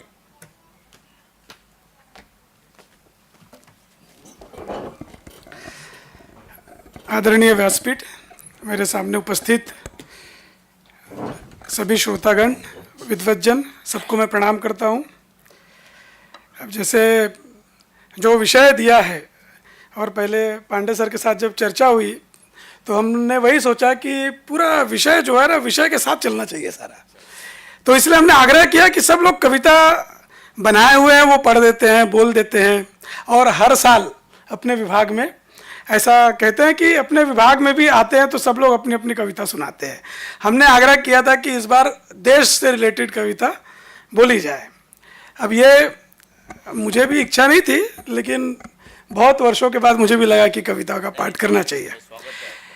वर्ष 2002 में कन्याकुमारी जब मैं गया था, तो हमारा जो कार्यकर्ता प्रशिक्षण शिविर हो रहा था, तो उसमें भारत माता को लेकर एक व्याख्यान हुआ निवेदिता दीदी का। वो व्याख्यान को सुनने के बाद हमको शिला स्मारक ले जाया गया। वो शिला स्मारक समुद्र के बीच में, हिंद महासागर में, और वहाँ से पूरा भारत दिखता है। तो वो भाषण का तो असर था ही। तो भारत माता यदि अपने बारे में परिचय दे, जैसे अपन बोलते हैं ना, अपना परिचय दीजिए, तो वो क्या बोलती होगी, वो मैं इस कविता में आपको बोल रहा हूँ। ये 2002 में लिखी गई है, जब मैं BA फर्स्ट ईयर में था। हूँ अनंत मैं इस दुनिया में, नहीं कोई परिमाण मेरा। भारत को अनुसंधान करने के लिए विदेश से भी लोग आते हैं, और हमारे देश के लोग अभी भी रिसर्च कर रहे हैं। तो वो उसका जो नाप है वो कितना बड़ा है, कितना विस्तारित है, वो भ्रमण करके भी, और उनके ज्ञान, उनकी वीरता, ये भारत का जो चित्र है वो कितना विशाल है, ये मैं इस कविता के माध्यम से बताना चाहता हूँ। आगे मैं वर्णन नहीं करूँगा, सीधा कविता ही बोलूँगा। हूँ अनंत मैं इस दुनिया में, नहीं कोई परिमाण मेरा, सदैव सजग रहता हूँ मैं, अमर है ईमान मेरा। अध्यात्म मेरा जीवन है इसी में शान मेरा, सकल ज्ञान का उद्गाता हूँ, हिंदुस्तान है नाम मेरा। अध्यात्म मेरा जीवन है इसी में शान मेरा, सकल ज्ञान का उद्गाता हूँ, हिंदुस्तान है नाम मेरा। सर्वप्रथम उदित हुआ मैं ऐसा ज्ञान का सूरज हूँ, त्याग कृपा आशीष हूँ मैं ममता की मूरत हूँ, मानवता का चिंतक हूँ, सदकर्म का मैं कारक हूँ, सकल प्राणियों का आश्रय मैं पुण्य भूमि भारत हूँ। आयुर्वेद गणित विज्ञान का जनक, चरक आर्यभट्ट भास्कर हूँ। कला संगीत नृत्य का प्रणेता, काव्य का मैं अक्षर हूं, स्वाति बुंद सदा जिसमें समाए, स्वाति बुंद सदा जिसमें समाए, ऐसा ही मैं सीप हूं, अंधकार में ये दुनिया है, ज्योति पुंज में दीप हूं, ज्योति पुंज में दीप हूं। सब रहते आंचल में मेरे। हमको याद आता है 11 सितंबर 1893 में जब स्वामी विवेकानंद ने अमेरिका में कहा था कि हमारे देश ने जिनको बाहर के देशों ने खदेड़ दिया उनको भी उन्होंने अपने जगह आश्रय दिया। सब रहते आंचल में मेरे, मुझी में सब पले बढ़े, सब रहते आंचल में मेरे, मुझ में ही सब पले बढ़े, धर्म के रक्षण हेतु असंख्य वीर रण में लड़े, सद्धर्मी वीर सज्जनों को याद किए मैं जाता हूं, मैं अखंड राष्ट्र पुरुष हूं, सकल संसार की माता हूं, सकल संसार की माता हूं। दुष्ट दुर्जन महिषासुर जब भी अत्याचार करता है, आतंकी बनकर श्रद्धा स्थानों का विध्वंस करता है, तब उन अत्याचारी दुर्जनों का सदा ह्रास मैं करती हूं, मैं सिंह वाहिनी दुर्गा हूं, दानवों का विनाश करती हूं।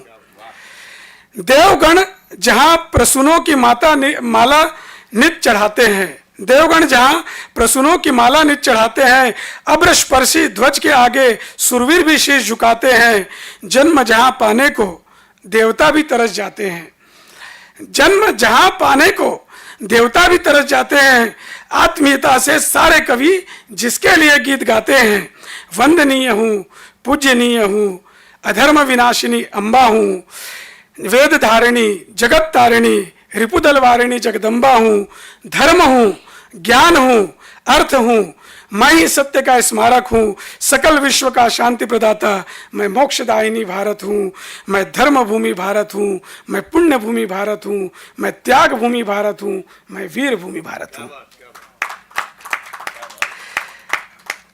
एक छोटी सी कविता बस सुना के समाप्त करता हूं। राष्ट्रीय एकात्मता की बात हो रही है, तो राष्ट्रीय एकात्मता में बाधक कौन है, इस पर बहुत आज चर्चा भी हुई है, तो इसे भी थोड़े से कुछ पंक्ति में किया है। कविता का शीर्षक है प्रश्न और उत्तर। कौन सी है वह वस्तु, कौन सी है वह वस्तु जो मनुष्य को मनुष्य से तोड़ती है। जब हम बोलते हैं कि जोड़ना चाहिए, एकात्मता से सब जुड़ेंगे, लेकिन तोड़ने वाले वस्तु का भी हमको गहराई से सोचना चाहिए।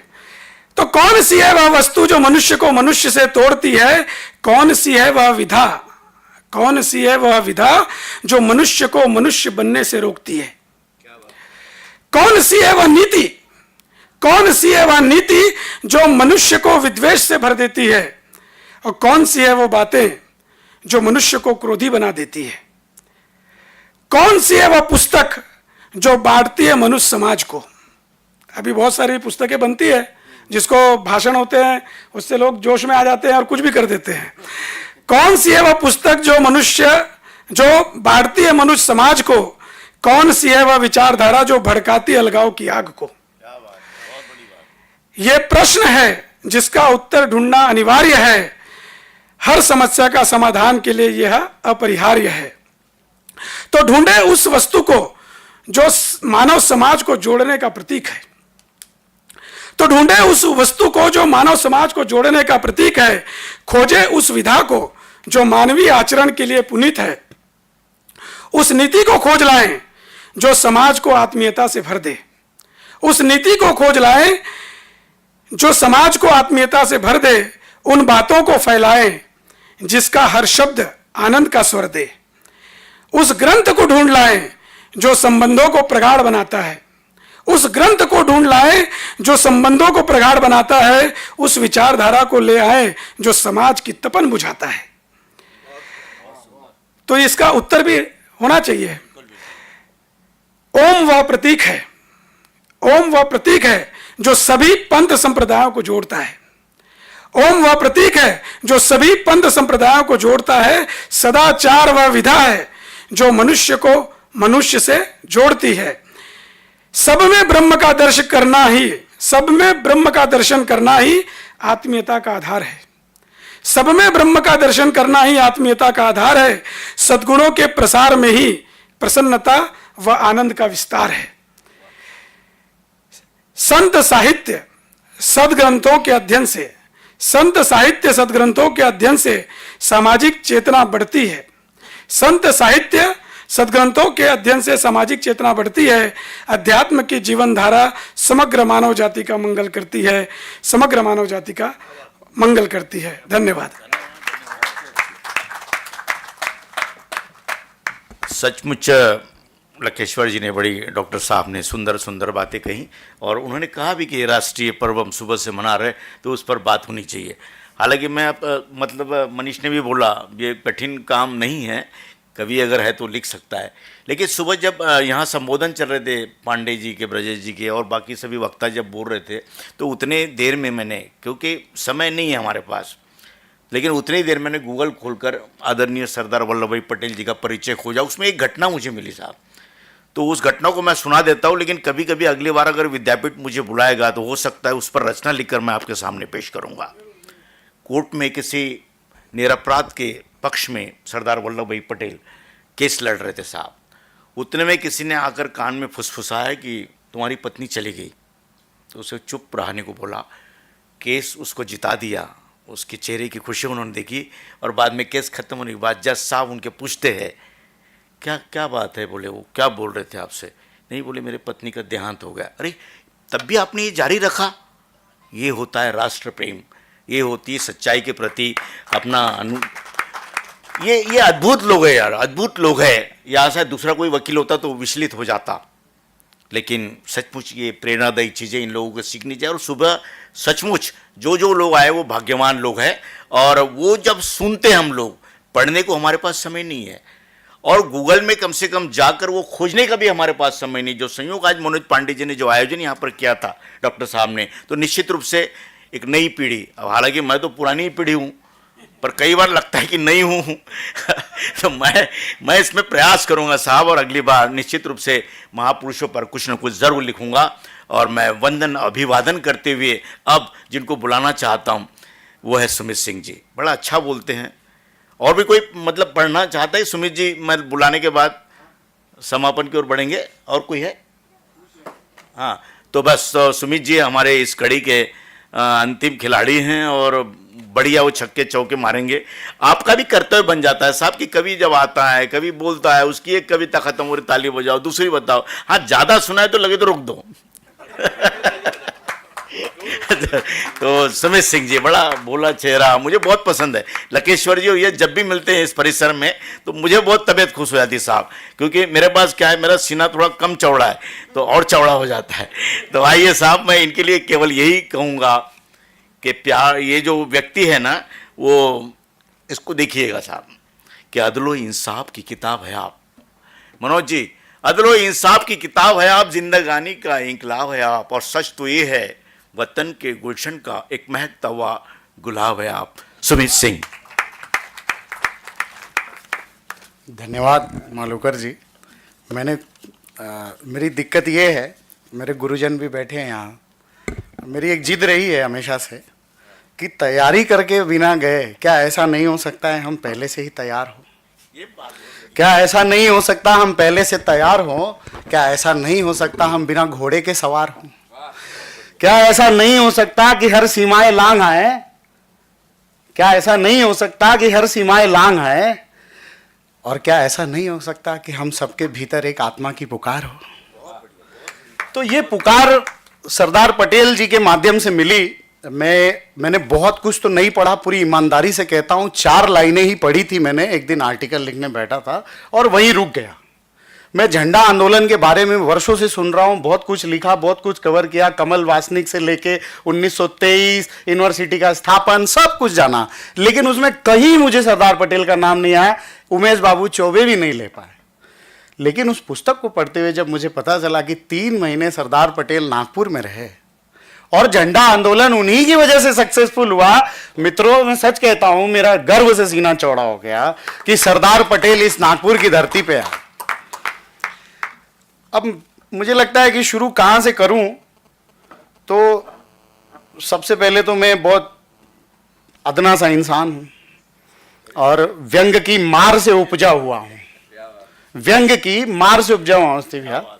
और मुझे लगा कि इस देश को, सवाल पूछा लकेश भी आपने कि इस देश को या इन तमाम चीजों में समस्या क्या है, तो उसका एक ही उत्तर है, अगर ठीक होगा कैसे, तो एक ही विधा है, वो व्यंग है। ये हमारी अपनी विधा है, पर अंग्रेज उसे भी खींच लेगा और उसी को लपेट के लाके हमें वापस दे दिया। पर मुझे याद आता है कि ये व्यंग कहाँ मिलता है, वो देखो, अरे यार ससुरा मूंछ मुड़ा के आया है यार, शहर में नया लड़का आया है। वो गांव में जो व्यंग होता था बुजुर्गों के माध्यम से, उनके डर से हम मूंछ नहीं मुड़ाते थे, उनके डर से बाल नहीं कटाते थे, आज वो व्यंग भी ये सोशल मीडिया और युवा पीढ़ी निगल चुकी है। और जो भी साधनाएं थी वो धीरे धीरे रास्ते पे बाजू में खड़ी होके गल चुकी है। अब वो चाय पीती है, चस्का लेती हैं, चर्चाएं होती हैं, चाय पीती है, चुस्की लेती है, चर्चाएं होती हैं, पर उन चर्चाओं का कोई मतलब नहीं निकल पाता है। तो मैंने सोचा कि चाहता हूं कुछ पढ़ूं, लेकिन कैसे, चाहता हूं कुछ पढ़ूं लेकिन कैसे, पढ़ने तो आता ही नहीं है।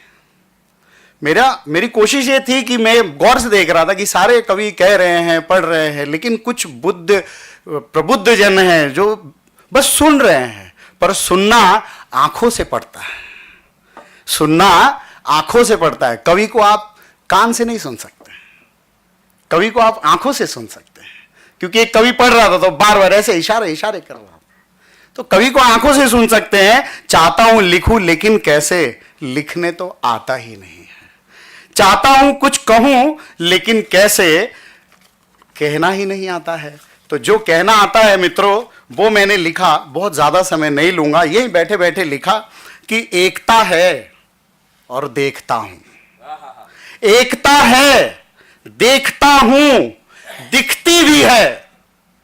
एकता जारी है पर आत्मा की खोज और उसकी बारी है।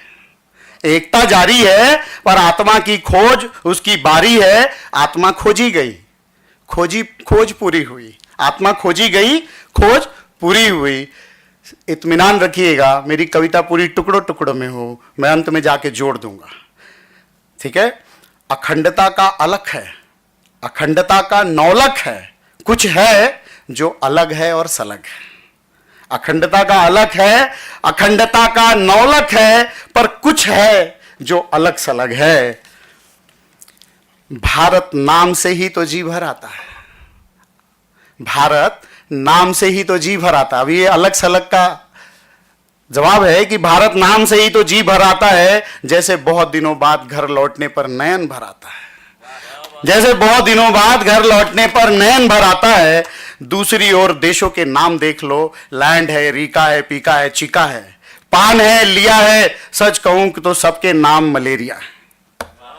पान है लेकिन सच कहूं तो सबके नाम मलेरिया है। बार बार बताया गया कि भारत एक खोज है, बार बार बताया गया सर कि भारत एक खोज है। छोटा था ना तो दूरदर्शन आता था और उस पर एक टोपी पहन के आदमी आता था और भारत एक खोज है, बड़ा प्रभावित करता, लेकिन 2 मिनट के बाद मुझे सब बोर लगने लगता था।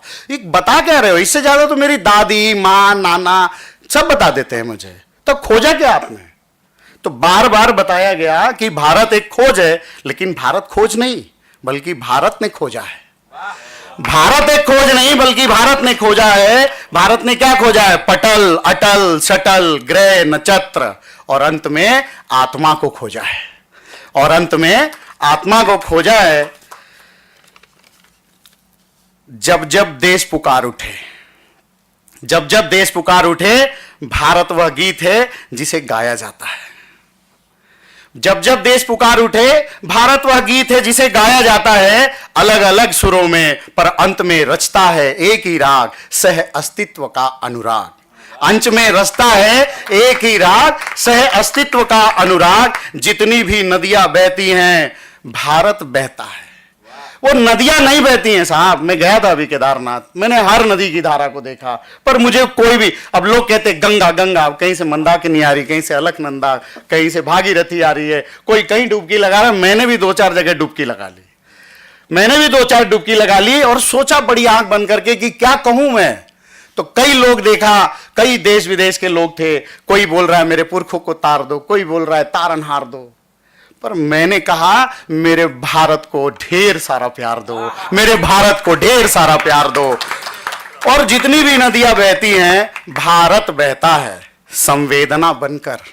जितनी भी नदियां बहती है भारत बहता है संवेदना बनकर। मुझसे पूछो कहां है भारत, मुझसे पूछो कहां है भारत, एक ही उत्तर है मैं हूं भारत। एक ही उत्तर है मैं हूं भारत। और खोजा नहीं जाता है मुझ में है भारत, खोजा नहीं जाता है मुझ में है भारत।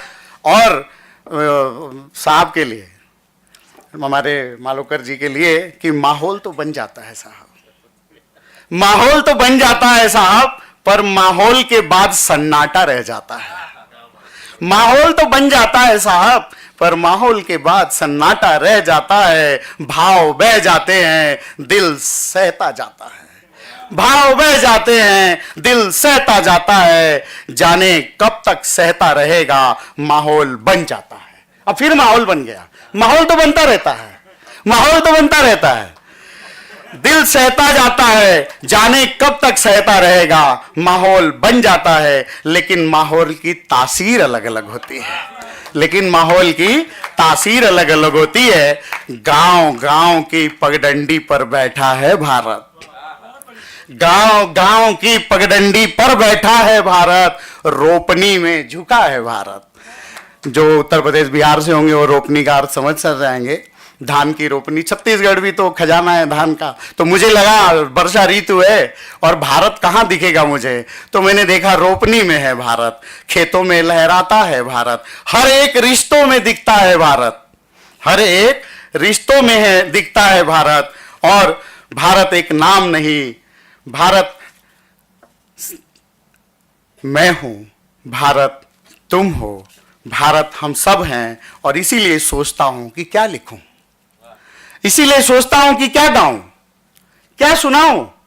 क्योंकि हम सब जुट जाते हैं, शब्दों के ताने बाने बुन लेते हैं, माहौल बना देते हैं, और जब चले जाते हैं साहब तो फिर से वही सन्नाटा आ जाता है। और उस सन्नाटे का भी अपना माहौल होता है। वो सन्नाटा इस सदन में भी होता है, वो सन्नाटा हम सबके मानस में भी होता है।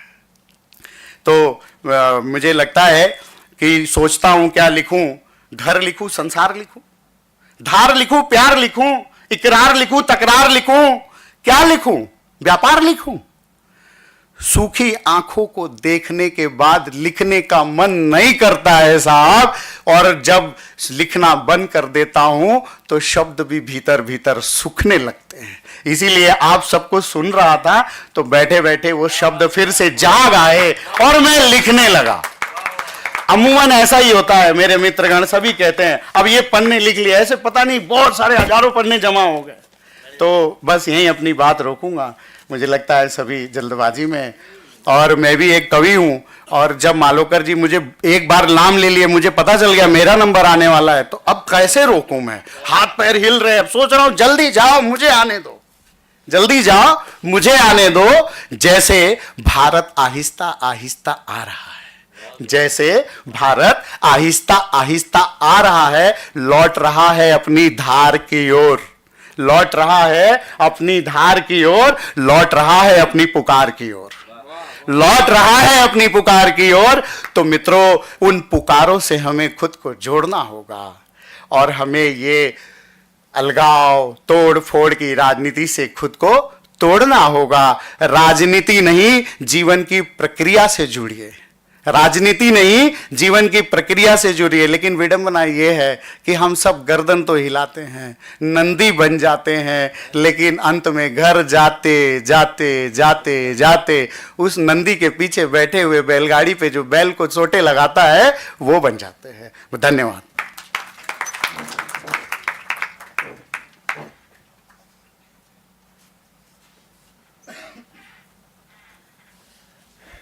मैं इसलिए यहाँ उपस्थित हुआ हूँ कि अब तक जो कभी कार्यक्रम का संचालन कर रहे थे आदरणीय मालोकर जी, उनकी बारी है।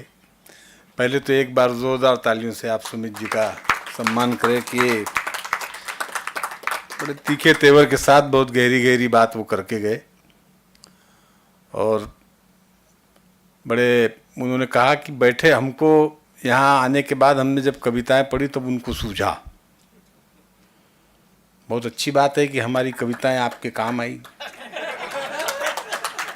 कविता ही कविता के काम आती है। आज पहली बार पता लगा कि कविता भी किसी के काम आ रही। आमतौर पे कविताएं लिखने का समय फ्री समय होता है, और फ्री समय में आदमी जब एक कविता लिख लेता है तो उसके मन में सबसे पहले वेदना उठती है कि ये मैं किसी को तो भी सुनाऊं, और सुनाने के बाद उसने वाहवाही करना चाहिए, ये भी अंदर से वो भाव रहते हैं। पर वो रात के समय अकेले में लिखी हुई कविता सुनाए किसको? तो एकमात्र श्रोता रहती है घर में, उसी को सुनाना पड़ता है, पत्नी को। और सुनाने के बाद जब अपन पूछो कैसी लगी, और उसकी रिएक्शन आती है अबे तो जो ऊं से बच गई वो हम आप तक सुना रहे हैं, ये ऊं ने तो कहीं खा गई। ये सुन के बहुत अच्छा लगा कि हम आपके किसी तो काम आए। तो एक बार इस बात पे भी ताली बजा दो इनके लिए। और एक ताली इसलिए भी बनती है कि यहीं बैठे बैठे लिखा और यहीं बैठे बैठे सुना दिया, ये भी बहुत बड़ी बात है। शब्दों के महासागर में डुबकी लगाकर मोती रूपी शब्द को चुनकर उसकी एक माला तैयार करके तुरंत आपके सामने प्रस्तुत करना, ये बहुत बड़ी कला है, ये कोई छोटी बात नहीं है। आदरणीय मालूकर जी को यहाँ पर आमंत्रित करना है। नागपुर नगरी के हास्य व्यंग के बहुत लोकप्रिय कवि हैं, बहुत उन्होंने अपनी हाइट के बारे में बहुत कुछ कहा कि मैं दिखता हूँ नहीं दिखता हूँ। मेरा ये कहना है कि उनकी कविताओं को सुनने के बाद उनकी हाइट कोई मायने नहीं रखती। कविताओं की ऊंचाई इतनी ऊंची है कि आपको भी लगेगा कि ये आदमी बहुत ऊंचा है।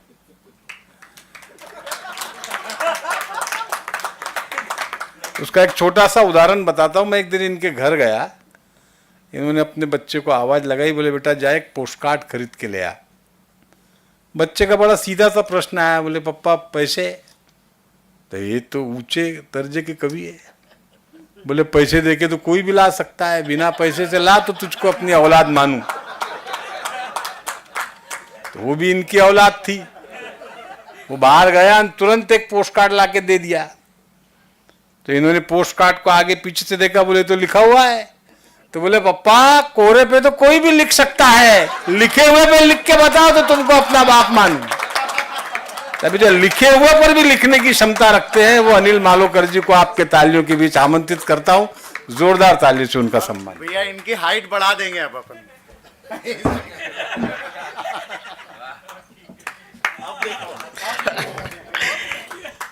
यार मैं जन्म जन्मांतर तक आपका ऋणी रहूंगा। दरअसल सचमुच ये इतना सुंदर, क्योंकि मुझे किसी ने भी 11वीं में एडमिशन इसलिए नहीं दिया था, और किस लिए नहीं दिया था आप जानते हैं, लेकिन उस व्यक्ति को आज बेहद गर्व महसूस हो रहा है कि इतने विद्वान लोगों के बीच मैं यहाँ पर खड़ा हूँ, एक कार्यक्रम का संचालन कर रहा हूँ, और राष्ट्र संत तुकडोजी महाराज विश्वविद्यालय, ये मेरे लिए बड़े गर्व की बात है। आज के पल को मैं जीवन भर नहीं भूलूंगा। यहाँ पर जो महामहिम बैठे हैं और जो आज हमारे बीच नहीं है, निश्चित रूप से उन्हें सादर अभिवादन करता हूँ और कामना करता हूँ कि इतना बड़ा आयोजन मनोज जी और उनके सारे साथियों ने मिलकर किया है, तो इसका असर जितने भी लोग उपस्थित थे उनके दिमाग में अगर 25 पैसे भी आ जाए ना, तो आयोजन की सार्थकता हो जाए। ये कवि सम्मेलन उन्होंने रखा, निश्चित रूप से ये हम लोग हास्य व्यंग के कवि, और इतनी पूरी पक्की जानकारी नहीं थी कि भाई ऐसी कोई राष्ट्रीयता की कविता चाहिए। वैसे 4 किताबें मेरी प्रकाशित हो चुकी है, एक महाराष्ट्र राज्य अकादमी के माध्यम से प्रकाशित हो चुकी है। 30 वर्षों से 35 वर्षों से हम कवि सम्मेलन कर रहे हैं, तो ये सब होते रहता है। पर आज मैं चाहता हूँ कि जितना सुंदर वातावरण और जिस माहौल से मुझे बड़े शानदार ढंग से मनीष वाजपेयी ने उठाया, ईश्वर करे इन्हें भी। लेकिन तब मेरी जिम्मेदारी ज़्यादा बढ़ जाती हैं कि मुझे भरे हुए पोस्ट कार्ड पर कुछ लिखना है। मैं बहुत अधिक बात नहीं करूँगा, समय हो चुका है, समय का चौकीदार जो है लाठी बजा रहा है, और बढ़िया कविताएं आपने सुनाई, लकेश्वर जी ने सुनाई, मंचों के कवियों ने सुनाई। तो मैं सीधे एक 2-4 छंदों की बात करना चाहूँगा। कविताएं ढेर सारी है साहब, पर हमारे पास समय नहीं है। अगली बार समय होगा, निश्चित रूप से हम होंगे। हम भी कहीं जाने वाले नहीं हैं, आप भी कहीं जाने वाले नहीं हैं। और अभी तो आप देख लो मुझे, तब तक तो देखा नहीं आपने, ये व्यवस्था कर दी आप साहब ने। बहुत सुमित सिंह जी, मैं पुनः एक बार आपके प्रति धन्यवाद व्यक्त करता हूँ। मेरी हाइट थोड़ी बढ़ा दी, कविता के बाद शायद थोड़ी और बढ़ जाए। तो मैं जैसे अमूमन हम लोग एक कविता के माध्यम से पढ़ रहा हूँ। मैं एक्चुअली एक सरस्वती वंदना लिखी थी मैंने। आप लोगों की तरह मैं भी कई बार आहत हो जाता हूँ देश के हालात जब देखता हूँ। कई कविताओं में जिक्र आया, सुबह के भाषणों में जिक्र आया, तो मैं उसी बात को रेखांकित करते हुए सीधे हंसने के साथ साथ में ये कविता पढ़ने के बाद शायद आपके घर में जाने के बाद आपके दिमाग में एक सन्नाटा पसरेगा और एक दिशा देने का प्रयास करेगा। क्योंकि मुझे जो मन से निकली हुई कोई कोई रचनाएं किसी किसी कवि की होती है जो भाती है। एक सरस्वती वंदना है साहब, समापन पर कह रहा हूँ। माँ शारदे हर्ष हो 9 वर्ष हूँ में, ये शीर्षक इसका है। माँ शारदे वर दो मुझे, बस दो मुझे यह भावना। माँ शारदे वर दो मुझे, बस दो मुझे यह भावना।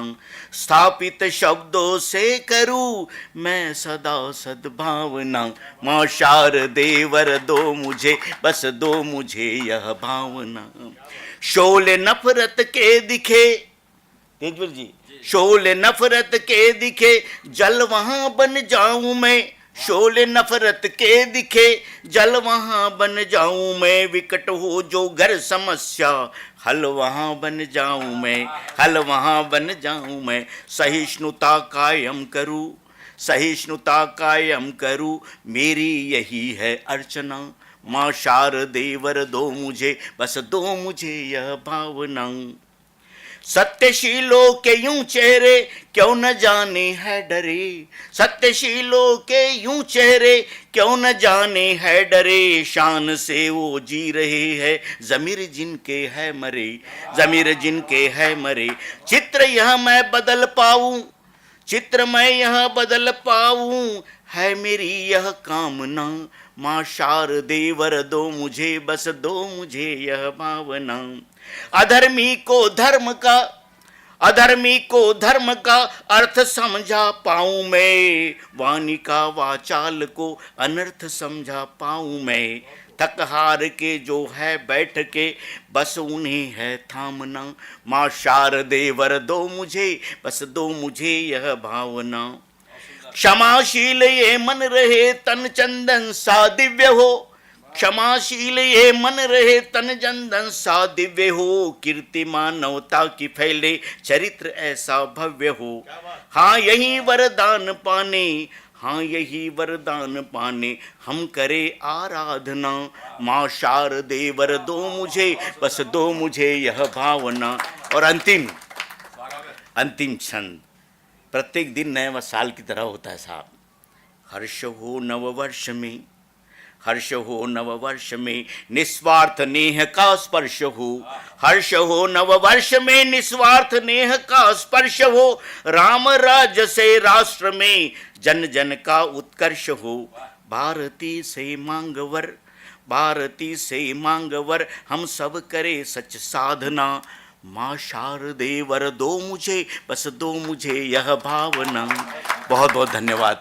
मैं चाहूँगा मनोज जी से आभार का दायित्व निर्वहन करें। कार्यक्रम का समापन हो चुका है, आप लोगों ने पसंद किया कवियों की ओर से, तो मैं आप लोगों का आभार व्यक्त करता हूं और बहुत बहुत धन्यवाद देता हूं विद्यापीठ को, मनोज जी को, संयोजक को, सारे जो पदाधिकारी हैं उनको। और बस यही कहूँगा चलते चलते कि फिर कहाँ एकादशी जी आइएगा, कि फिर कहाँ आंसुओं की सौगात होगी, नए लोग होंगे, नई बात होंगी। बशीर बद्र साहब ने कहा है कि फिर कहाँ आंसुओं के सौगात होगी, नए लोग होंगे, नई बात होगी। हम हर हाल में मुस्कुराते रहेंगे, तुम्हारी मोहब्बत अगर साथ होगी। मुसाफिर है हम, मुसाफिर हो तुम भी, फिर अगले किसी समारोह में मुलाकात होगी। बहुत बहुत धन्यवाद।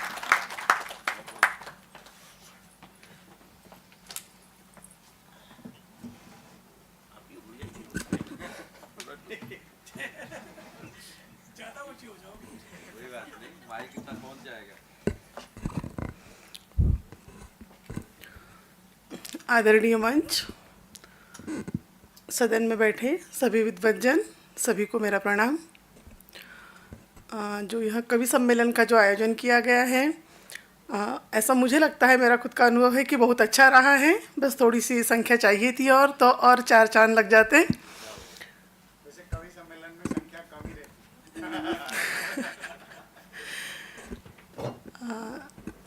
मुझे धन्यवाद ज्ञापन का भार दिया गया है और धन्यवाद ज्ञापन की श्रृंखला में मैं सर्वप्रथम मालोकर सर का धन्यवाद ज्ञापन करना चाहूँगी कि सचमुच कहते हैं ना कि किसी की प्रतिभा को जानने के लिए उनकी जो ऊंचाई नीचाई इसको नहीं देखा जाता है, और सचमुच वह गुण, क्योंकि अनिल मालोकर सर को हम काफ़ी बार हमारे विद्यापीठ में बुलाते हैं और सुनते हैं, सचमुच वे एक महान छवि है। सर, मैं आपका धन्यवाद ज्ञापन करती हूँ। साथ ही तेजविंदर सर जो हमारे यहाँ आते ही रहते व्याख्यान में, व्याख्यान सर के होते हैं, और उनकी भी कविताएं सचमुच सबके दिलों को छूती है। मनीष सर, अच्छा, मनीष वाजपेयी सर का भी मैं धन्यवाद ज्ञापन करना चाहूँगी कि उन्होंने भी बहुत ही अच्छी कविताएं यहाँ सुनाई हैं। सर, आपके प्रति हम कृतज्ञ हैं। हाँ, आ रही हूँ सर की ओर में। अविनाश बागड़े सर, अलग ही छवि है सर की। जब भी उन्हें देखती हूँ मैं, क्योंकि डिपार्टमेंट में, विभाग में बहुत बार वे आते हैं, और सचमुच जब भी देखो उनको तो ऐसा कुछ नया सीखने को मिलता है सर से। और जो सर की कविताएं हैं बहुत ही सही में ऐसा लगता है कि कहीं ना कहीं हमें प्रेरित करती है। सर, आपके प्रति कृतज्ञता ज्ञापित करती हूँ और आशा करती हूँ कि इसी प्रकार से हमारे विभाग में आप आते रहिए। साथ ही सभी विद्वज्जन, सदन में जितने विद्वज्जन उपस्थित हैं, लखेश सर की कविता बहुत अच्छी थी, और लखेश सर तो बहुत अच्छी अच्छी कविताएं सुनाते हैं। हमें विभाग में भी जब भी उन्हें समय मिलता है काफ़ी अच्छी अच्छी कविताएं सुनाते हैं, और उनका ज्ञान तो स्वामी विवेकानंद ही बसते हैं उनमें। सुमित सर के बारे में तो कहना मेरे लिए थोड़ा सा असंभव ही हो जाता है, क्या कहूँ उनके लिए मैं। सचमुच बिल्कुल खजाना है उनके पास, हर चीज़ों का खजाना है सर के पास। और सर की कविताएं जो सर ने यहाँ कहा, सर कभी कभी लगता है नए व्यक्ति को कि कोई व्यक्ति फेंक रहा है, लपेट रहा है, ऐसा लगता है कि सचमुच क्या यहाँ बैठे बैठे कविता बना ली होगी, पर सचमुच बनाते हैं वे। और उनका हमने देखा है, कभी भी कोई भी कार्यक्रम होता है विभाग में, उनकी कलम और उनका वो शुरू ही रहता है और वो तुरंत ही बना लेते हैं। तो सर, आपका भी धन्यवाद ज्ञापन करती हूँ। लखेश सर, आपका भी। अच्छा सर, आपकी भी कविता हुई है। दिलीप सिंह सर, आप जी जी जी। और रतिराम गढ़ेवाल सर, मुझे लगता है कि हमारी संगोष्ठी छत्तीसगढ़ और छिंदवाड़ा के बगैर तो हो ही नहीं सकती, मुझे ऐसा लगता है। छत्तीसगढ़ का हमें पूरा सहयोग है, यानी एक छत्तीसगढ़ और मध्य प्रदेश के छिंदवाड़ा से खास करके टिकमनी मैडम जा चुकी है, और व्यवहार सर और अपने चंदेला सर तो अभी आए नहीं हैं। पर सचमुच हम कहते हैं ना कि अगर हमारी संगोष्ठी, हमारे यहाँ सभी प्रांतों से आते हैं लोग, लेकिन छत्तीसगढ़, और फिर भी हम एक नाम भूल रहे हैं, मैं उनका नाम लेना चाहूँगी, अपने लोकेश्वर सिन्हा सर की याद आई मुझे कि एक भी संगोष्ठी वे छोड़ते नहीं हैं, तो वे नहीं आ पाए, शायद हो सकता है उनकी कुछ व्यस्तता होगी। और इस प्रकार से सभी, रनंजय सर भी यहाँ उपस्थित हुए हमारे यहाँ पर, और सभी विद्वज्जन, शायद सभी का नाम लेना मेरे लिए असंभव होगा। हाँ जी, आती हूँ सर पर। जी, तो इस प्रकार से जिन्होंने भी यहाँ पर अपनी अपनी कविता का वाचन किया है, सभी के प्रति मैं अपने विभाग की ओर से और स्वयं खुद की ओर से धन्यवाद ज्ञापन करती हूँ। और हमारे जो विभागाध्यक्ष है, शायद उनकी तारीफ करें तो आपको ऐसा लगेगा कि अध्यक्ष है, तारीफ तो उनकी आप तो करेंगे ही। क्योंकि शायद उनकी तारीफ किए बिना कुछ अधूरा रह सकता है, ऐसा आपको लग सकता है, पर सचमुच हमारे जो अध्यक्ष है तारीफ के काबिल है। और सर का नाम नहीं बोलता है उतना उनका काम बोलता है, क्योंकि अगर उन्होंने जो कह दिया तो वो करना ही है, और फिर नहीं किए तो फिर तो बताऊंगी नहीं मैं अभी आपको।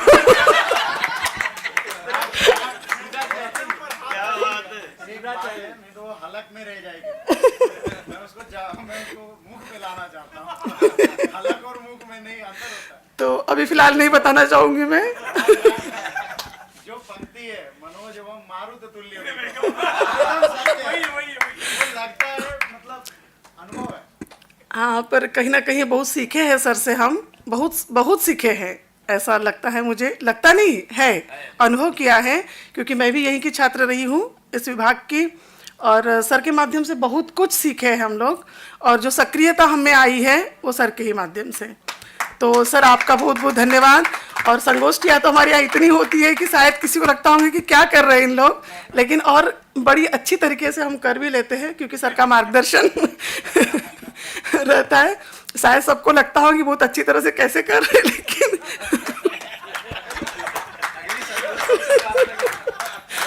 पर हमें ऐसा डोज दिया जाता है पहले कि हम बराबर कर।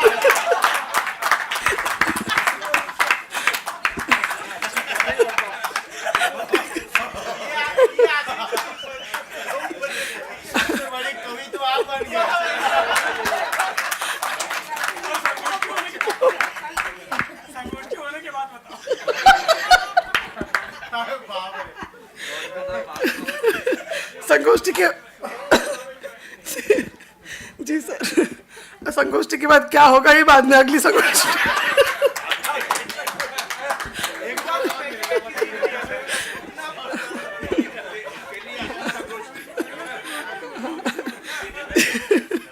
जी सभी विद्यार्थी, शोधार्थी, सभी विद्वज्जन, सभी का धन्यवाद ज्ञापन करते हुए मैं अध्यक्ष महोदय की अनुमति से सर यह कार्यक्रम ये समाप्त होता है ऐसी घोषणा करती हूँ, और सभी अतिथि, सभी विद्वज्जन अभी भोजन के लिए भोजन पंडाल में चलेंगे ऐसी कामना करती हूँ। धन्यवाद। मनोज पांडे सर, आपको सर बुला रहे हैं, मालोकर सर। जी।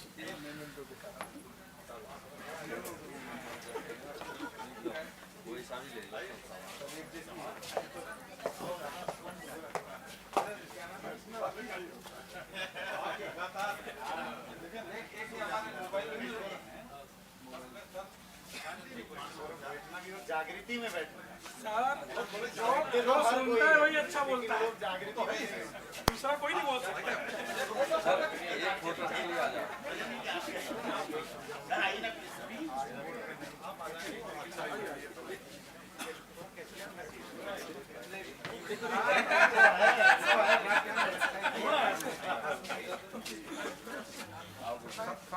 बीच में ले लीजिए और हम लोग किनारे किनारे हो जाए।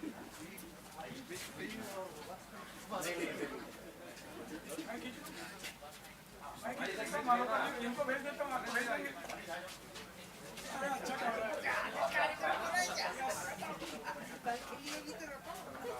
तुम भी ले लेना भैया। अभी ये लोग भी थे। Sir wait wait wait.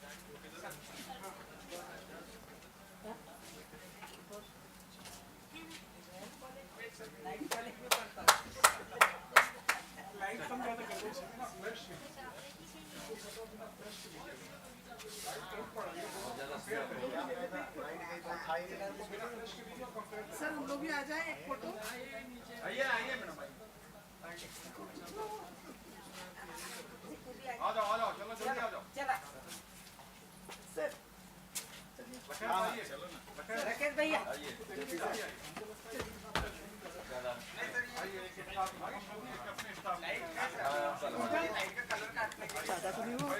Nilesh, Nilesh, हाँ हाँ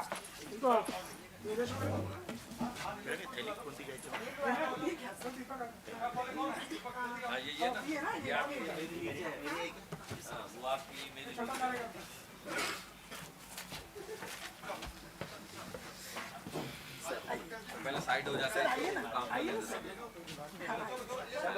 पहले इनका फोटो हो जाता है।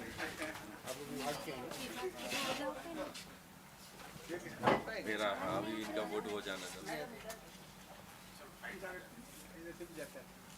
क्या हुआ?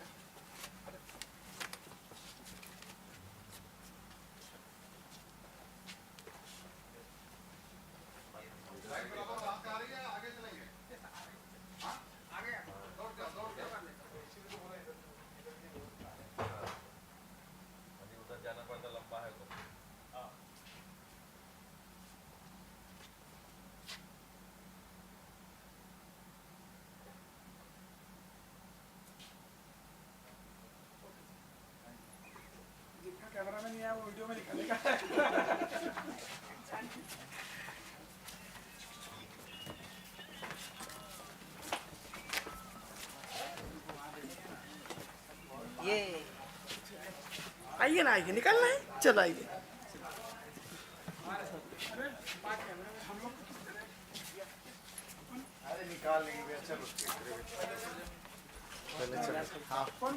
चले निकाल लेंगे। एक मिनट कल खींच हम लोग कल नहीं रहेंगे ना सर। अपना मोबाइल दे दो, कोई दे दो ना।